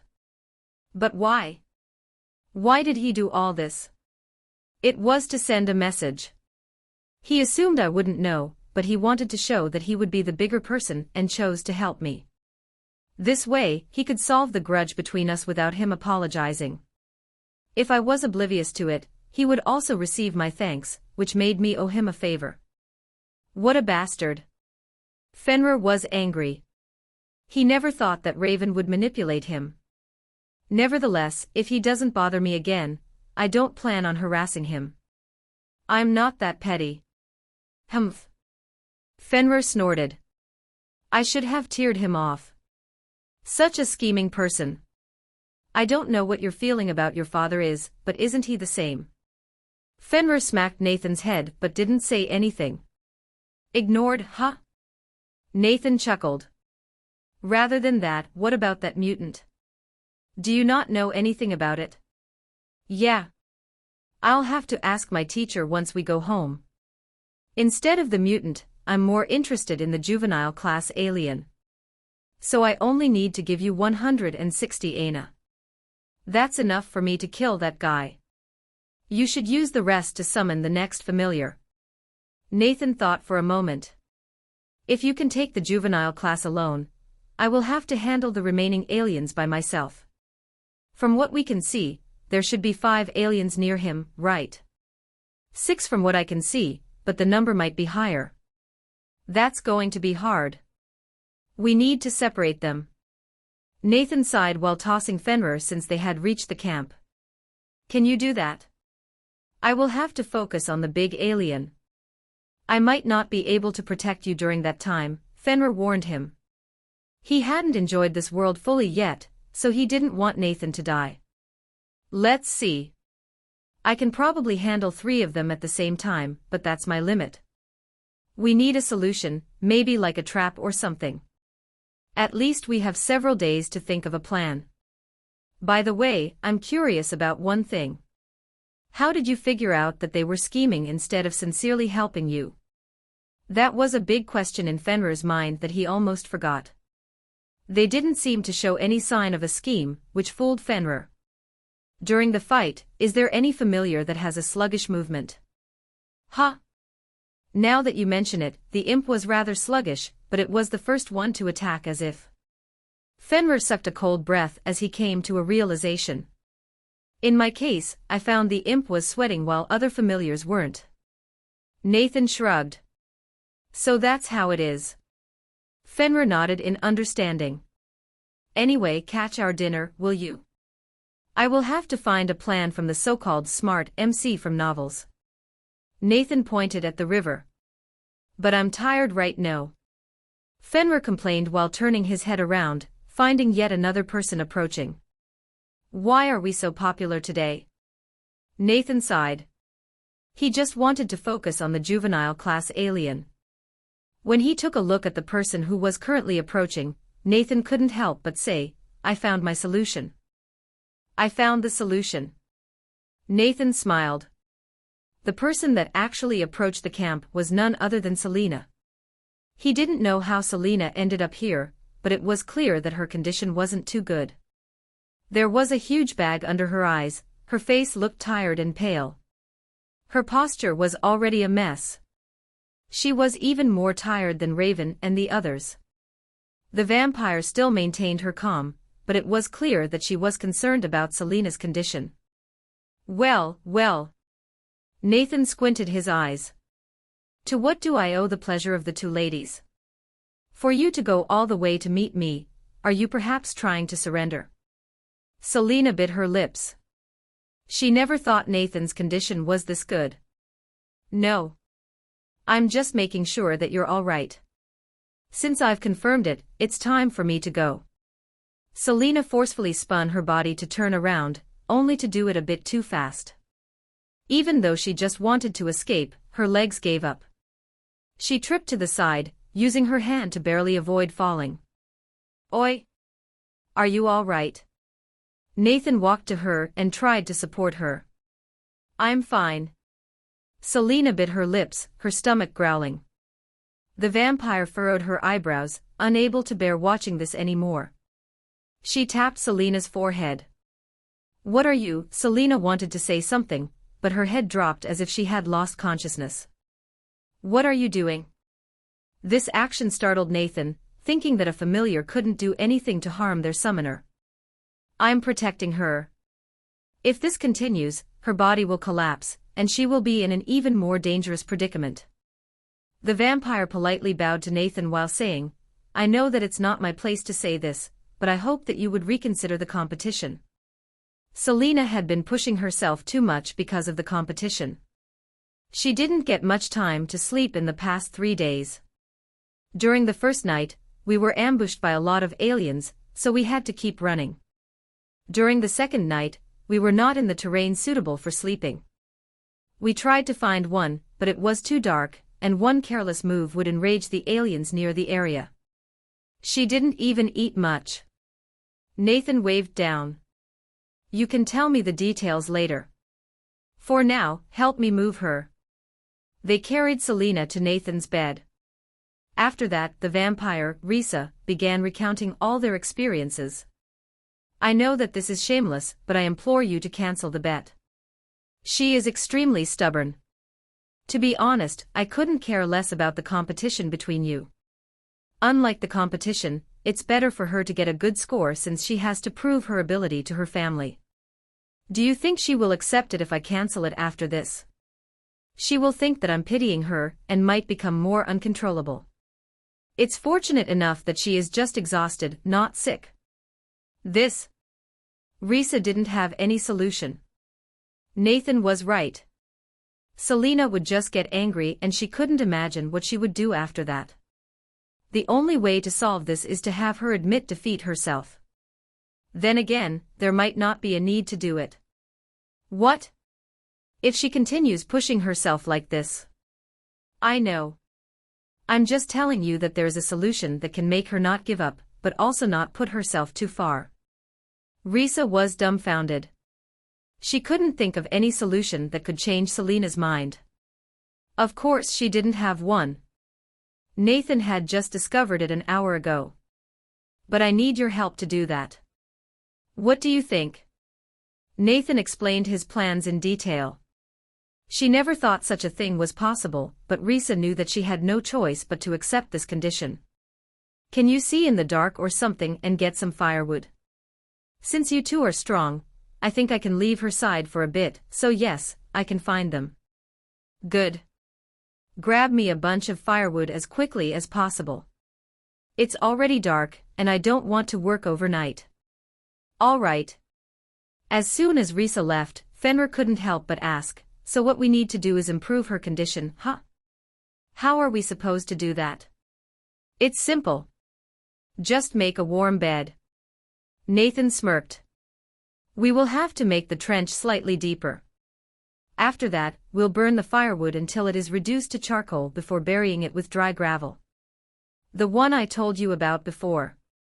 I didn't do it because it was unnecessary, but since we would have 2 people sleeping here, we had to turn both trenches into beds. Fenrir looked at him weirdly. I thought you would try to take advantage of the situation and sleep together. No shit. Even if I wanted to do that, it would be foolish of me. Her family would hunt me down, and you'll be dead the next day.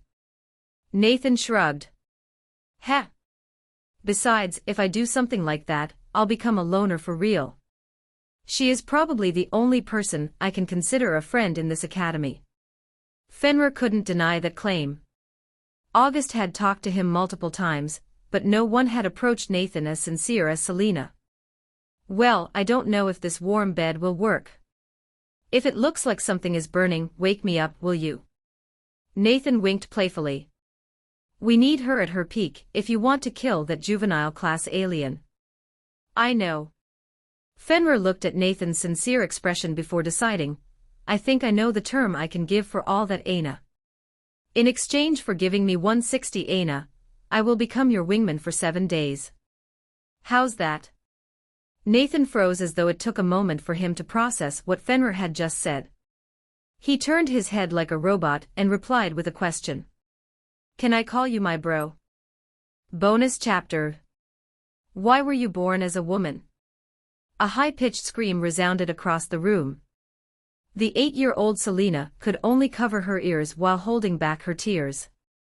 She burrowed her face on her knees while shivering alone in her big yet lonely room. She just wanted to scream, shut up. Father, please help me.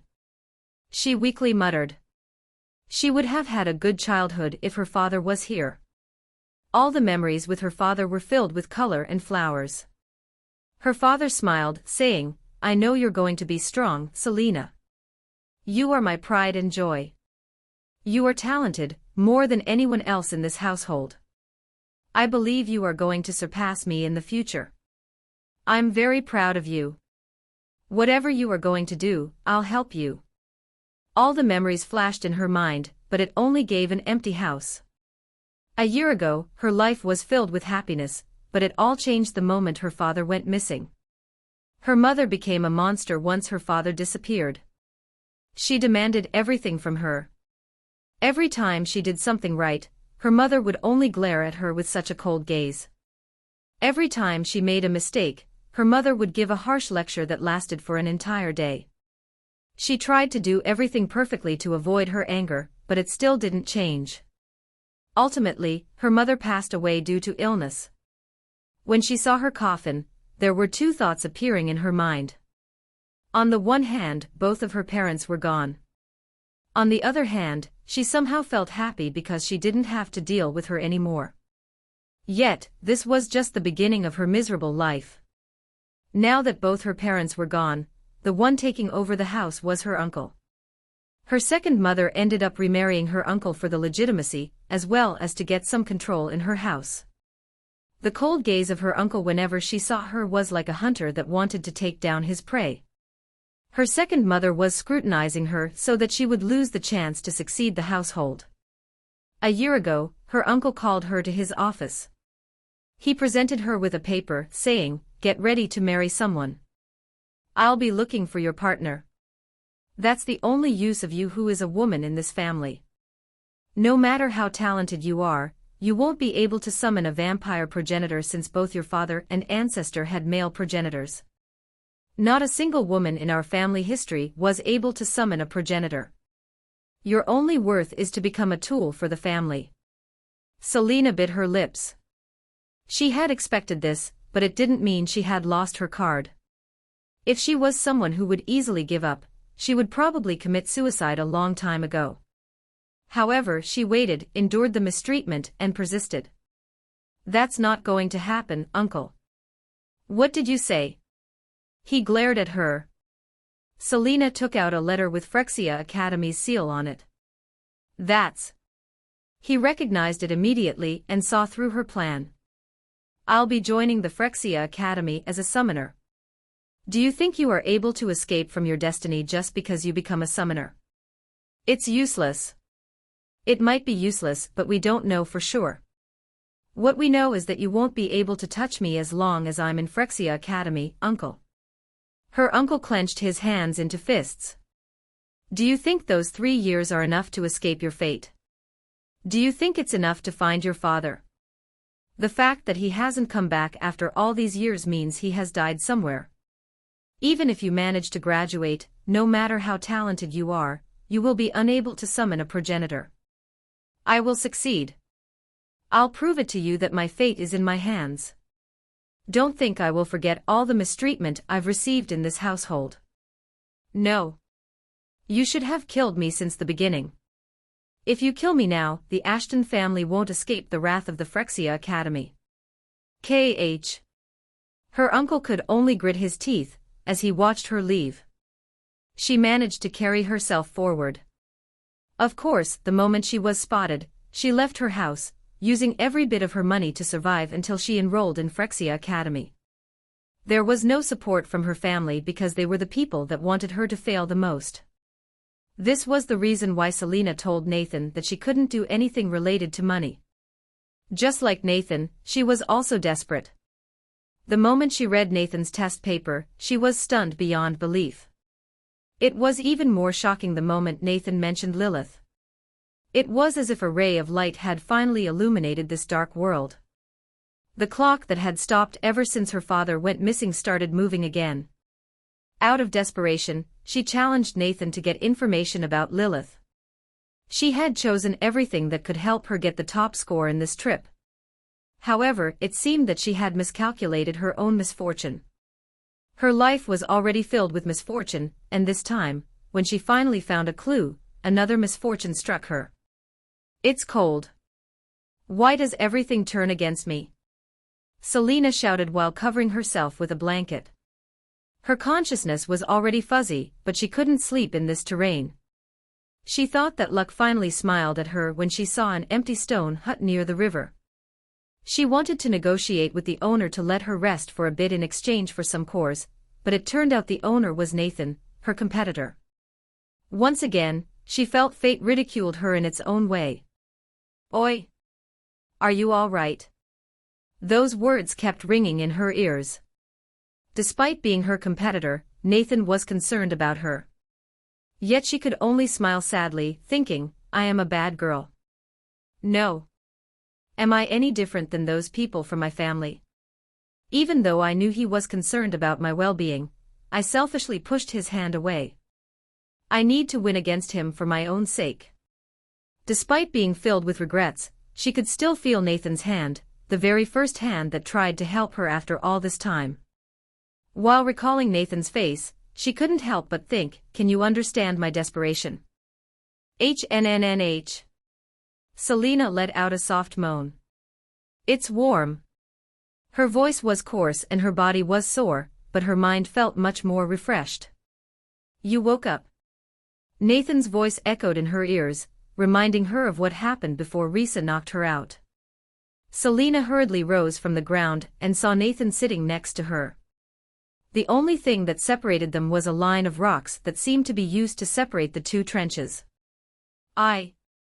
Nathan pointed to Risa, expecting a sudden slap, not that he would accept it. Just in case, I didn't do anything to you other than move you. Your familiar witnessed everything. Selena turned her head to Risa, who showed no anger. Risa must have seen everything and trusted him, so there was no need to doubt his words. Get me a few minutes.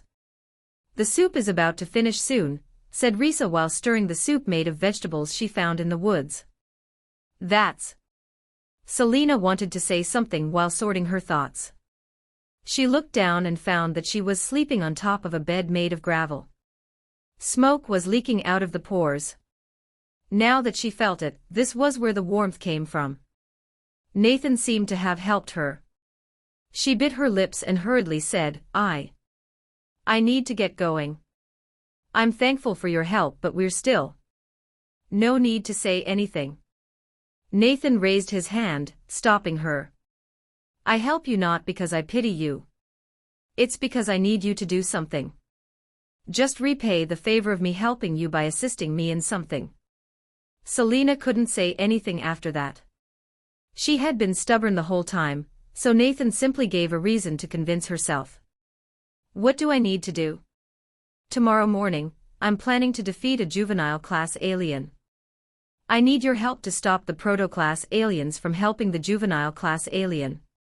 For that, I need you to be at your peak since there might be a lot of aliens around him. Juvenile class alien. Selena was shocked. She knew Nathan was strong, but she didn't think that he would be able to win against a juvenile class alien. Still, one thing was clear. She needed to recover. Yeah. If you can agree to that, we can consider this even. Besides, it is in the morning, so you won't lose too much time either, at least better than dropping out because of exhaustion.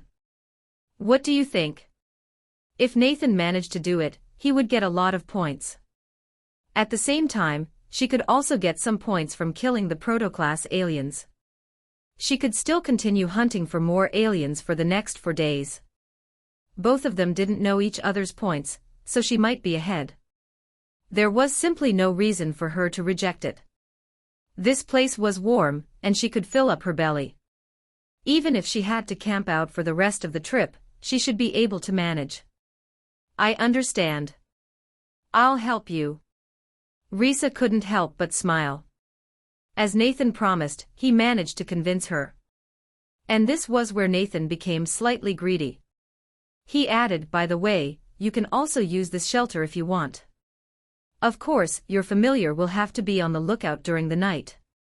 This warm gravel bed, you will also help me in taking care of it since it will probably become cold in the morning. I will get some fish for us to eat, but in exchange, you will search for vegetables. The conditions weren't that big of a deal for Risa and Selena. After all, they could get this safe and warm shelter. Even if Selena pushed herself, she would be able to recover here.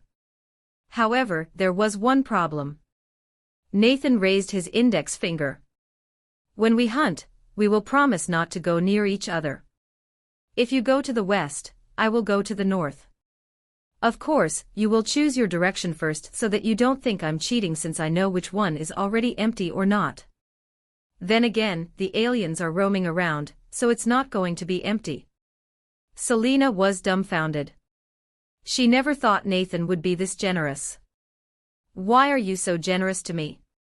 Generous? Nathan shook his head. I'm merely cooperating with you. I know that we have a bet, but in the end, this trip is for the preparation for the summoning ritual. If we cooperate, we can get more cores, which means more Aina to sacrifice. For example, if I eliminate you without helping you, I might be able to win, but I will probably get a lower score, for example, 800 points. But if we work together, the gap between our points might not be that big, but our scores will be much higher. What Nathan was trying to say was that the bet between them was secondary. If because of this they didn't have enough Aina to summon a good familiar, they would be screwed. The rest would be their confidence in winning under fair circumstances. What do you think? I don't think this is a bad deal for you. I too want a lot of Aina since the second familiar will be extremely important to me. Her mind subconsciously hesitated because she had never received any help from anyone for years. Nathan made it in a way that this was just a trade, not a favor, which allowed her to accept the agreement. I understand. Let's do it that way. Since you have agreed, it's time to sleep. Just go back to sleep after you're done eating. Nathan immediately waved his hand, as though he knew Selena would agree. Then she faced the wall and lied down. Selena looked at Nathan's back. Nathan might come up with this for his own benefit, but he was thinking about getting stronger together. It wasn't a relationship where they took down each other just for the sake of winning. When was the last time someone cared for her? A small smile formed on Selena's face. It couldn't be compared to the bright smile that she last had almost a decade ago, but it mellowed her face that was devoid of emotion. Nathan. Thank you. The next morning, Nathan and Fenrir escaped from the shelter, telling Risa that they just wanted to discuss their strategy against the juvenile class alien. All right. We're far enough. Fenrir signaled Nathan to stop. Nathan opened his palm as a scroll appeared. Let's do it right away, soul contract. We couldn't do it yesterday, but this is necessary to take down the juvenile class alien. Yeah. Fenrir nodded. I've stated the terms. I know. Words started to form on the scroll. In exchange for 160 Aina, Fenrir will help Nathan for 7 days. Fenrir immediately cut both his paw and Nathan's thumb with his claws before signing it with her blood. Nathan did the same, which finalized the contract. The moment the contract disappeared, the agreement took effect. Nathan felt his Aina being drained out of his body before flowing into Fenrir.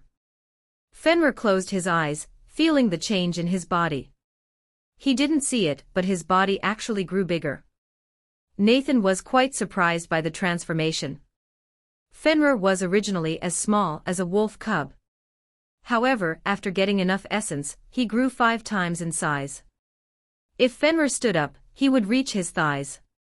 Well, he is supposed to be a monstrous wolf. His size varies in the records, but most state that he is around 4 or 5 times taller than a human. Nathan checked Fenrir's status. Name, Fenrir. Level, 30. Race, Celestial Wolf. Quality, Basic, High. He is only level 30. Nah, never mind. He would definitely need more Aina, the higher his levels are. And I feel like researching the amount of Aina he requires for each level sounds like too much of a hassle. This is enough for me to understand his strength. Nathan smiled. He knew that his level must have dropped, but it didn't really matter. The fact Fenrir had grown in size meant he must have unlocked some of his abilities. The proof was that Fenrir took a bit longer to absorb his Aina. After several minutes, Fenrir couldn't help but smile. This is going to be interesting. What did you get? Nathan asked, curious. I got 2 new abilities. A strength enhancement and super durability. Fenrir made a smug smile. Now that I think about it, in the legend, you are described to be the embodiment of destructive force since your power is strong enough to kill a god. Nathan thought for a moment. This strength enhancement is what I had during my childhood. They are nothing compared to what I have at my peak, but this is pretty powerful. If I use this to slap that brat, his neck will break and his jaws will shatter. In fact, I don't even need your help to crush that mutant. How about super durability? It's not at the level of my supernatural durability, but it's probably enough to defend myself if that juvenile class alien hits me with the tree. All right. That makes things easier. I suppose I don't need to ask, how confident are you in defeating the alien, right? Heh. It's obviously 100%. Fenrir grinned. I'll show you the strength of Fenrir. Both of them returned to the camp, finding Selena and Risa getting ready for the fight. They were quite surprised by Fenrir's transformation. With this size, Fenrir wouldn't be able to hop on top of Nathan's head anymore. You grow? Selena asked, her eyes kept glancing back and forth between Nathan and Fenrir. Yeah. With this, we'll be able to win against the enemy. Nathan nodded. Selena knew that the familiar could get stronger, but having transformation was like an evolution.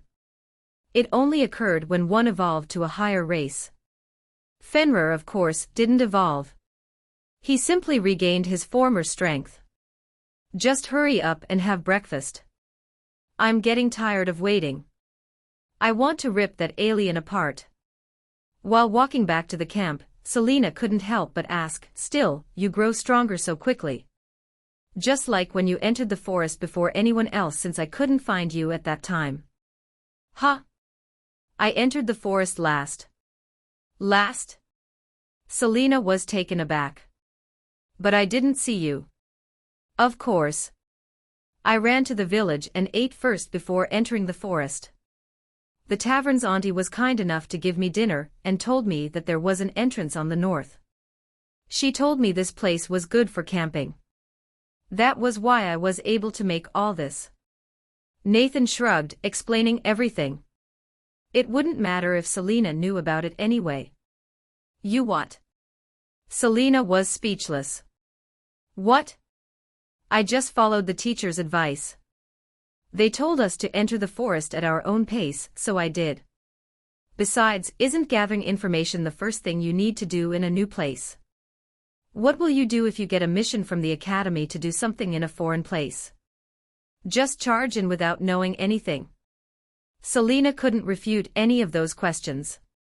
That was true. So there was such an option. Something like that. I believe this is what the teacher wants us to learn. Teacher Jason will probably lecture the whole class about it after this trip. Nathan shrugged. Selena let out a long sigh. It seems that even though I've been doing my best, I can't even do everything right.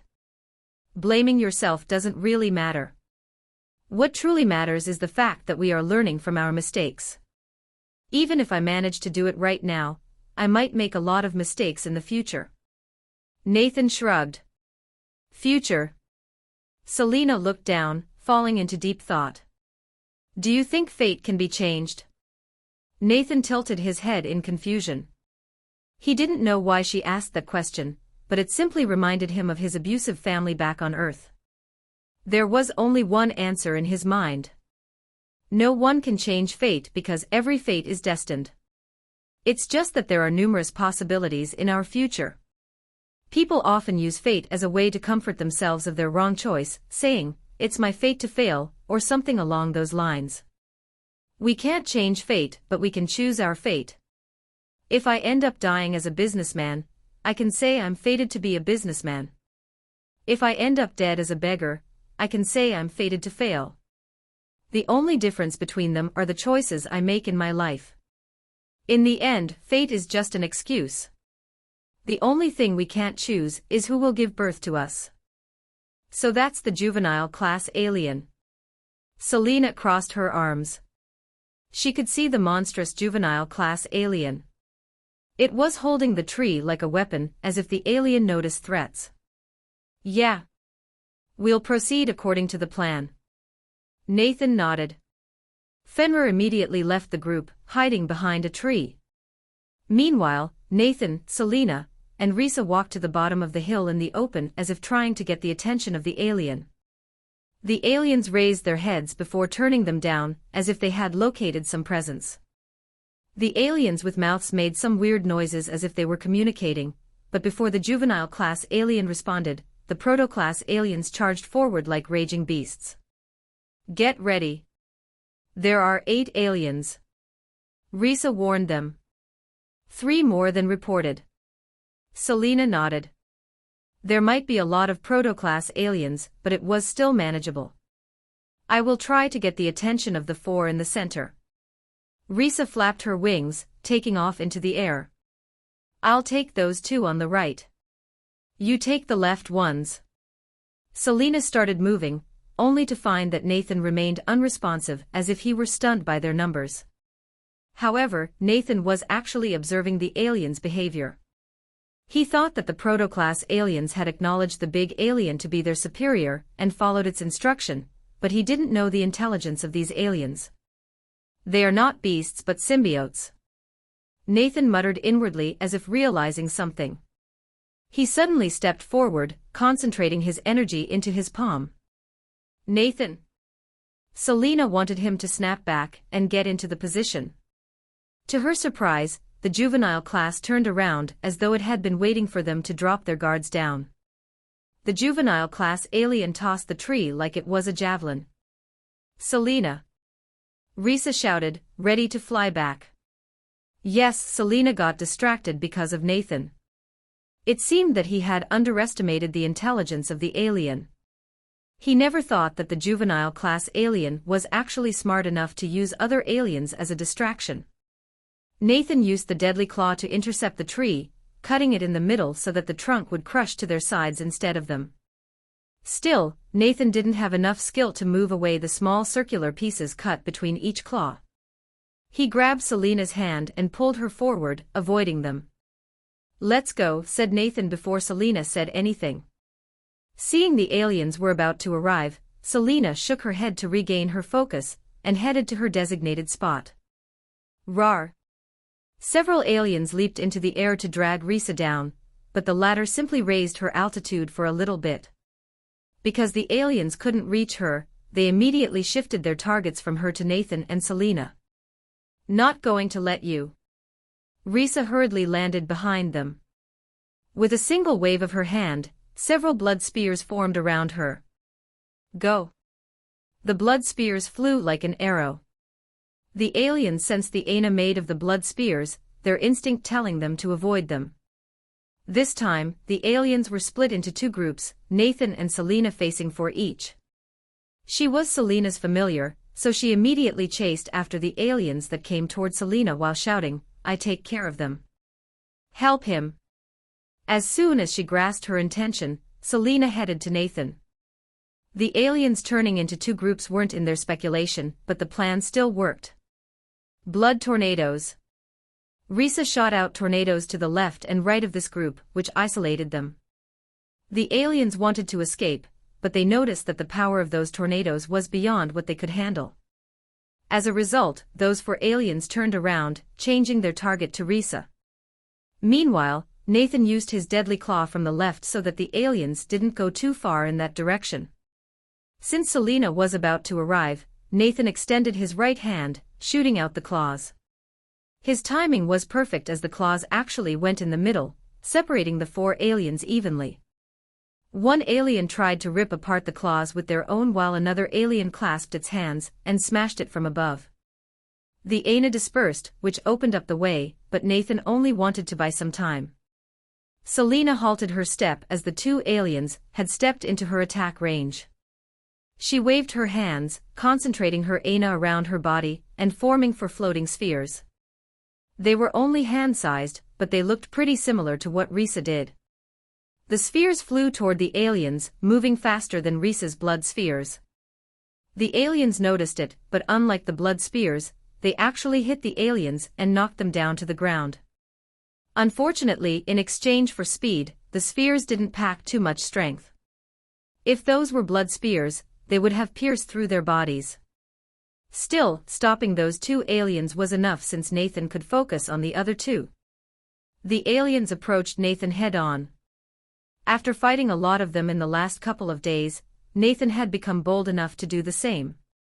All of them were moving at high speed as if Nathan were ready for a head-on collision. Unlike Selena, the two aliens that came toward him were beast-like. They both pounced on him at the same time. Nathan couldn't help but smile. He pulled his hand back, pointing it toward the ground. After that, he used the deadly claw and planted it inside the ground. As a result, his claws stuck, stopping his momentum. It was a bit painful for his arm, but this action caused the two aliens to miss their target.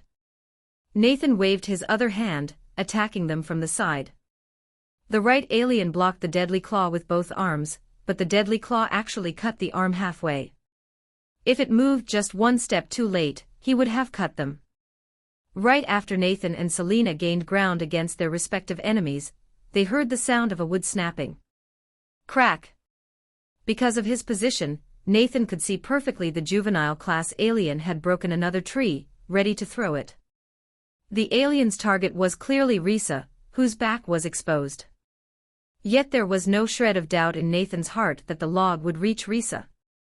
After all, the beast that they had been waiting for had reached the alien. Grr! Fenrir leaped into the air, about to rip the alien's neck apart with its sharp teeth. The alien spun its body, using the centrifugal force to hit Fenrir with the tree. Unfortunately, Fenrir had been using all this time to approach him. With this timing and position, the alien wasn't fast enough to hit him. Fenrir bit the alien's neck and ripped it apart. However, he noticed that the alien's flesh was much harder compared to any aliens that he had faced so far. His teeth weren't able to reach as deep as he originally thought, so the wound wasn't that big of a deal for the alien. In fact, it had begun recovering. The alien continued its swing, forcing Fenrir to use the alien's body to jump away. Not planning to let Fenrir get away, the alien stopped the spin and swung the tree like it was a blade, smashing Fenrir. Fortunately, Fenrir managed to tilt its body slightly so that his tail could reach the tree first. He slashed a fourth of the tree and slapped it toward the alien.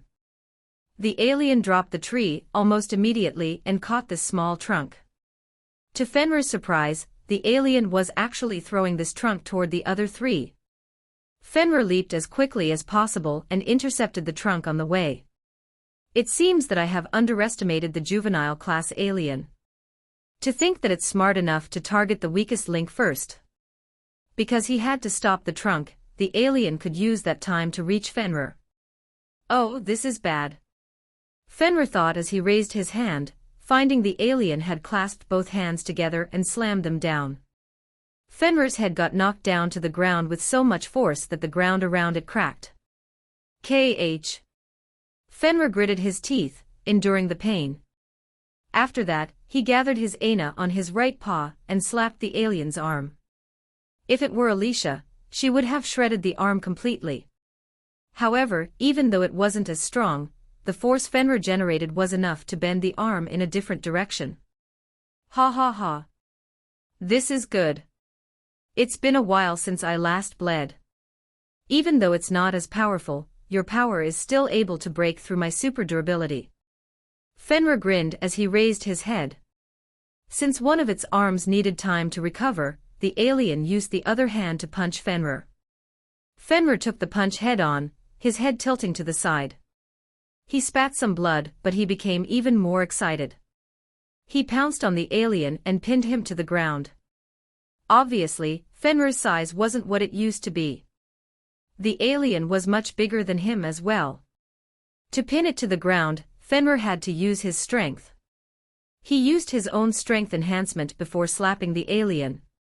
Bam! The ground cracked because of that slap. The destruction was similar to what the juvenile class caused earlier.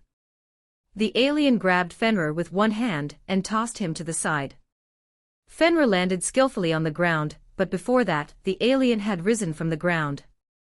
Both of them charged toward each other. The alien first punched Fenrir from above, but the latter avoided it and leaped into the air, his tail swinging to the alien's neck. The crescent-shaped light trail expanded on the alien's neck, but surprisingly, it only cut the skin and a bit of its flesh. It wasn't anywhere close enough to slice the entire neck. Tough bastard. Fenrir clicked his tongue. When he turned around, the alien actually chose to ignore him and grab the tree again, this time planning to kill Nathan and the others for good. It would be too late for Fenrir to stop the alien. Even if he was fast, it wasn't enough to intercept the trunk. It was at this moment that Fenrir remembered what Nathan once used to get something he wanted.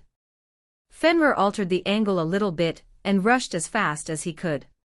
He actually leaped into the air, placing himself in the trunk's trajectory. The trunk launched him away as his body slid on the ground and crashed into a tree.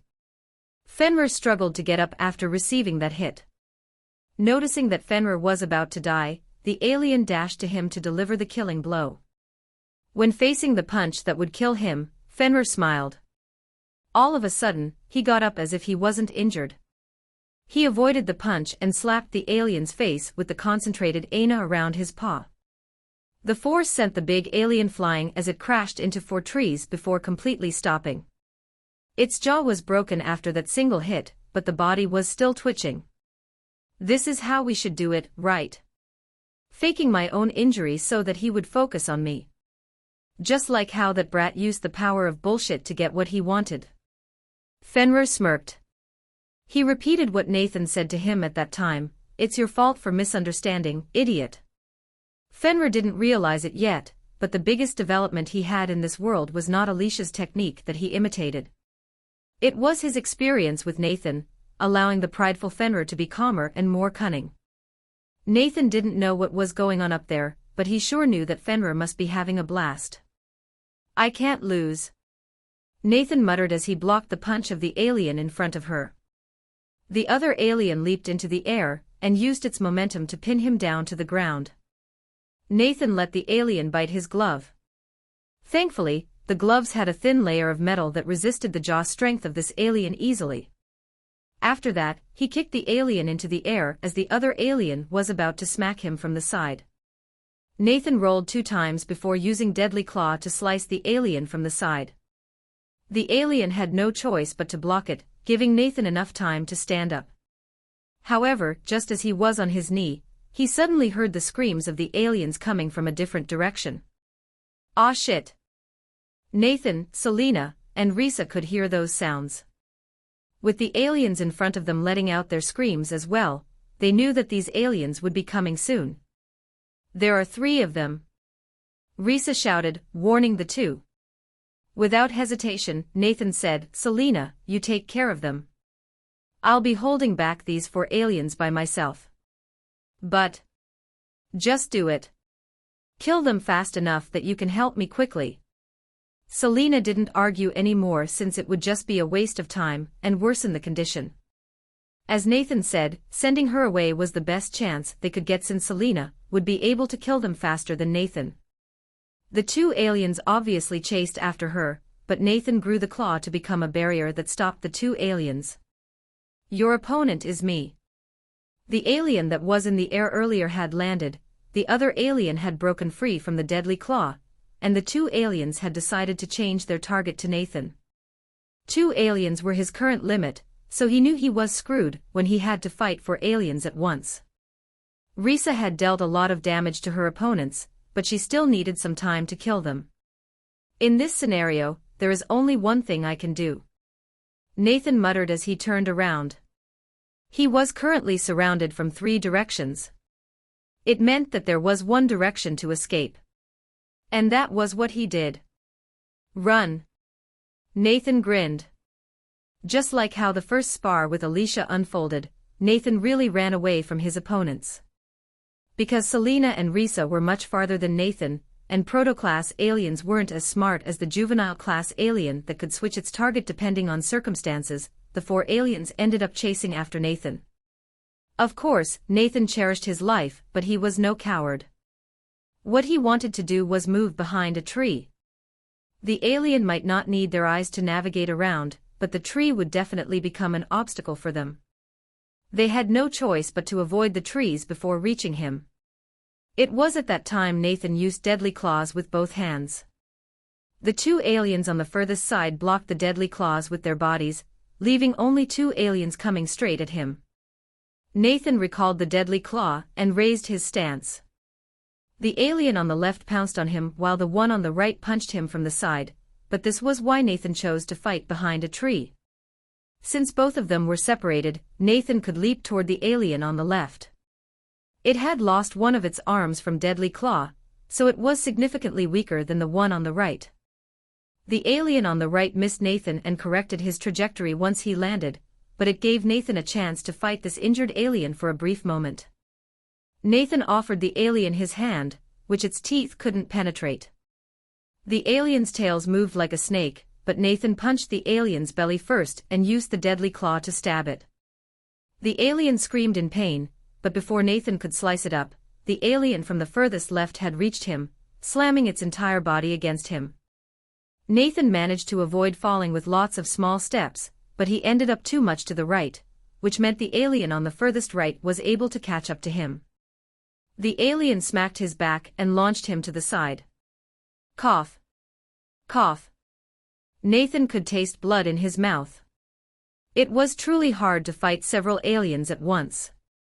If he focused on 2, the other 2 would come from unexpected angles. He knew that he had to play it safe, but there were simply too many aliens, and running away was not an option because Selena and Risa were here. Nathan took a glance at everything around him. He used deadly claw on a tree beside him before kicking the top part of the trunk to fall toward one of the aliens, stopping its movement for a bit. After that, he picked up the smaller plates and tossed them at the aliens. Unexpectedly, the aliens grabbed the circle plates with their mouths, making Nathan want to scream, "What the heck? Are you a dog?"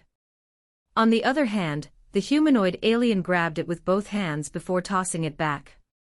Nathan slapped it away, but with only the 3 of them, he thought he got a better chance. If he did it right, he could eliminate at least 1 alien. He dropped the wooden plate since he could use it as a shield later. Surprisingly, Nathan allowed the alien in front of him to pounce on him. Nathan grabbed the alien's head that kept trying to bite him like an angry dog. The 2 aliens approached him from both sides, while the 4th alien would be coming soon. Sadly, before those aliens could do anything to him or Nathan launched his plan, Fenrir suddenly slapped the alien on his hands. The alien's neck snapped as its body spun in the air. After that, Fenrir waved his tail to the right, which slashed the alien's face, deep enough to kill the alien. The latter was so focused on Nathan that it didn't protect itself. Fenrir then struck the alien on the left. It was able to clash with Fenrir 4 times, but Fenrir already had strength enhancement. Each time they exchanged blows, the alien broke its hands before its arms. Fenrir hurriedly launched the alien with his 5th strike, leaving only the 4th alien. Fenrir landed on top of Nathan's body, but surprisingly, he didn't put much pressure on it. He leaped at the alien, using his strength to suppress the 2 hands. The alien tried to bite Fenrir, but the latter was 1 step ahead. Grah! Fenrir bit the alien first and tore it apart. He coolly tossed the head away before checking on Nathan. Nathan felt relieved after seeing that familiar face. Yo! Fenrir grinned as if he enjoyed the sight of his pathetic summoner. At the same time, he was impressed that Nathan could hold on for so long with some cheap tricks. Nathan let out a tired sigh while saying, "Just for your information, everything was still going according to plan. I could defeat them even if you didn't come." Fenrir's smile widened a little bit but wasn't enough for Nathan to notice. "Just stay there. I'll take care of the rest. Good work, my summoner." Nathan was taken aback when Fenrir called him his summoner instead of a brat. While he didn't manage to defeat all these aliens by himself, he got Fenrir's recognition. Ha! Nathan just continued lying down while saying, "That doesn't sound too bad." Fenrir's movement was swift and deadly. His nickname as the monstrous wolf was not empty at all. Trampling mere aliens was nothing but an easy task. So what are we supposed to do here? Nathan asked several minutes later, after all the aliens had been defeated. Selena shook her head. We didn't do much, so you should get all the cores. What are you talking about? If not for your help, we wouldn't be able to kill that juvenile class. We'll go with the original plan. I get the juvenile class core while you get the proto-class cores. No. Selena harumphed. Nathan's eyebrows twitched. Before he could speak again, Selena already turned around while saying, "Let's go, Risa. I'll be heading in this direction." Oi! Nathan tried to call her, but the latter simply ignored him. Pfft! Fenrir chuckled. Funny.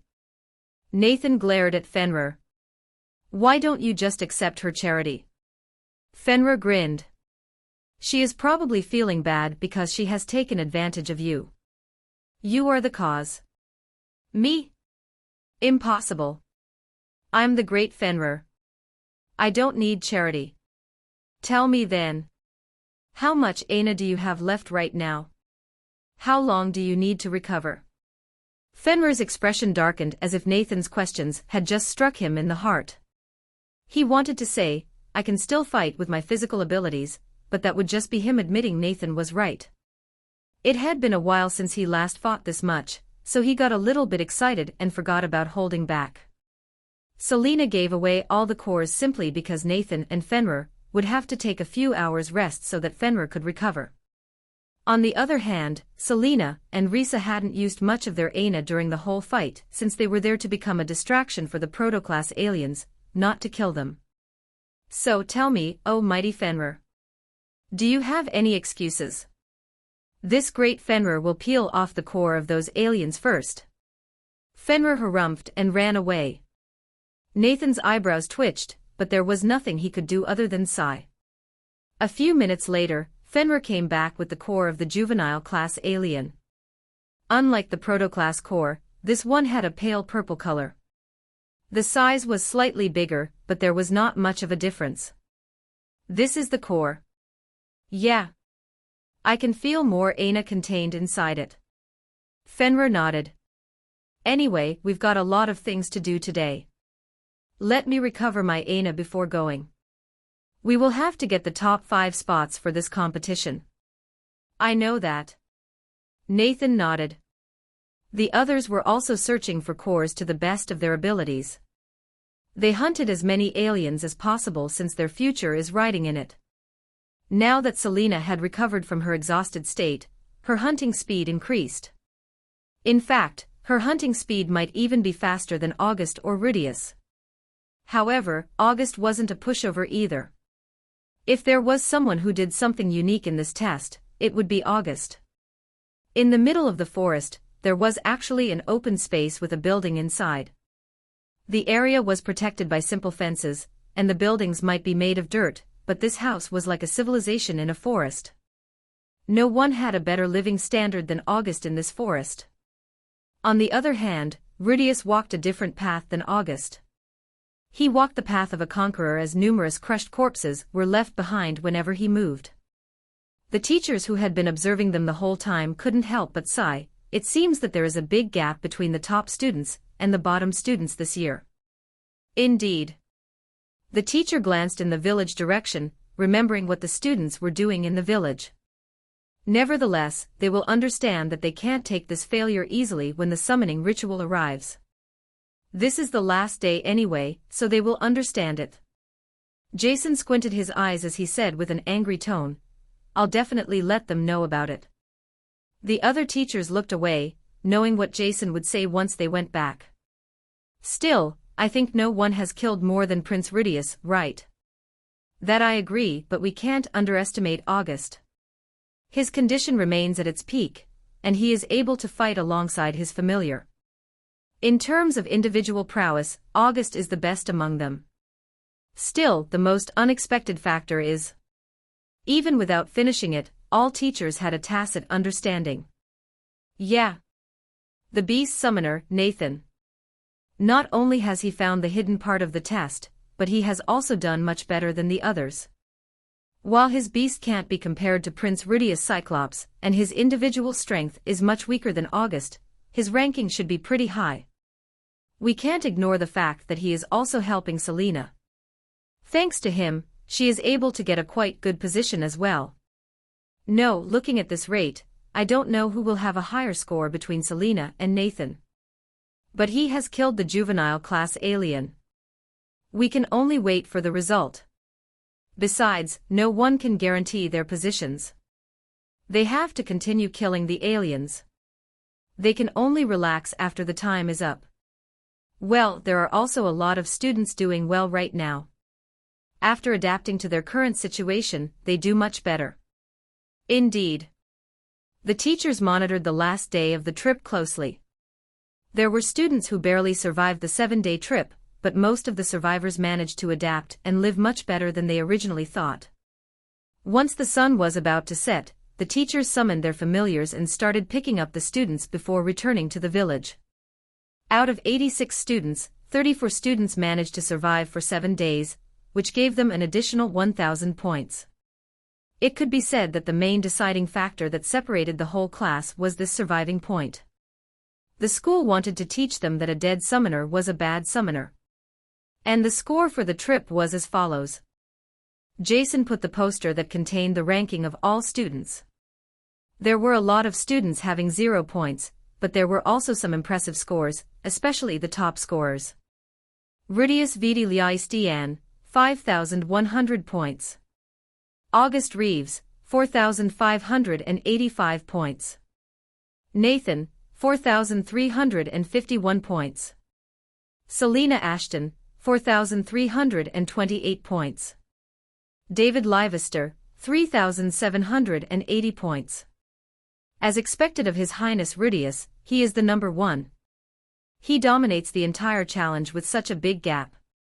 August has fought well, but he comes short. But look, the 3rd rank. Impossible. How could the farmer achieve that? What did he do? He beat Selena. The students dropped their jaws in disbelief.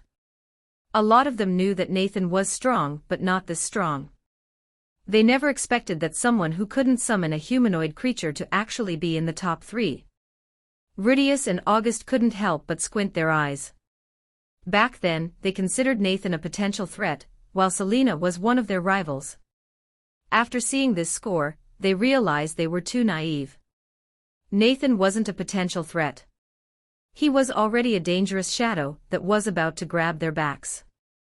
If they underestimated him again, they might be devoured by Nathan without them realizing it. Bam! Jason slammed his hand on the table to stop the students from talking. As soon as he got the quiet he wanted, he opened his mouth. These are the scores for this trip. First of all, I'd like to congratulate everyone who manages to survive until the very end. A good summoner is a living summoner. You can't do anything if you're dead. However, what is worse than a dead summoner? Jason's expression darkened before unleashing all his rage. It is a summoner who can't do a single thing. You were even worse than the summoners who didn't get the survival points. At least they managed to drag down some aliens before they dropped out. What about you? Just look at this 0 point. Are you proud of having this kind of score? Jason banged the board specifically on the names without a single point. People have been pouring their resources and time into you, yet you can't do anything. And what do? Instead of reflecting on your own failure, you are enjoying your life inside the village. Complaining about how your place is better than the village. The students didn't dare to meet Jason's eyes. Jason stated, "You should have realized by now that the people sent to the front lines are unable to go against the aliens. Only we, summoners, have the ability to fight them. After looking at your pathetic results, I only have one thing to say. You might consider dropping out instead of wasting your time to become a summoner. Jason was truly angry. It was already dark outside, yet Jason didn't bother to wait until tomorrow to express his disappointment. Of course, Nathan and other students with good grades didn't think much about Jason's words. They already understood it and worked on it without Jason telling them. Jason said, "Next week, the school will be giving you the chance to summon your second familiar. All students are no exception. In other words, you will have to summon another familiar with the current Aina you possess. If you think that is not enough, this will be the last time you're given a chance to drop out of school." Jason started handing paper to the students while explaining, "You will write down the item you need for the ritual. For the next 7 days, you'll be focusing on swallowing the cores you've received and getting as many Aina as possible. Only after this 1-month period ends that you'll be able to go outside the academy to take on missions." Nathan took a look at the form. It was a simple form that wanted them to describe the item.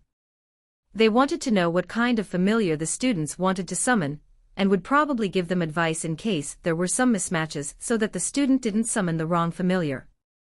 Selena looked at this form with a sad expression. Because she lost to Nathan, she couldn't get the information about Lilith. "I already know what I want to summon, as for her." Nathan scratched the back of his head. He whispered, "Selena."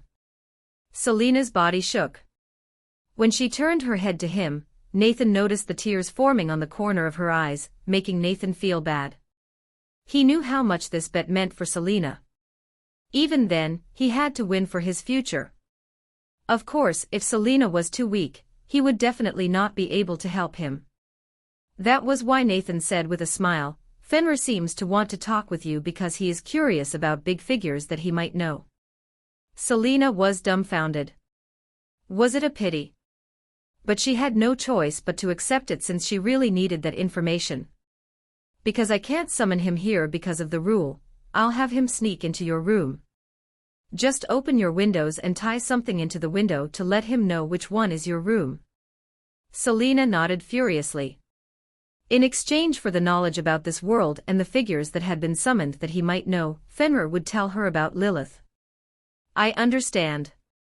Selena couldn't waste this chance. Nathan smiled. Fenrir didn't know that he was still under contract to help him. Nathan could shove all the knowledge he had about the myths, and Fenrir had no choice but to do it. After all, if Nathan were the one telling her about Lilith, Selena would be suspicious as to where the information came from. One wrong word would make her realize that he was the one who had that information, not Fenrir. He just wanted to avoid that kind of scenario.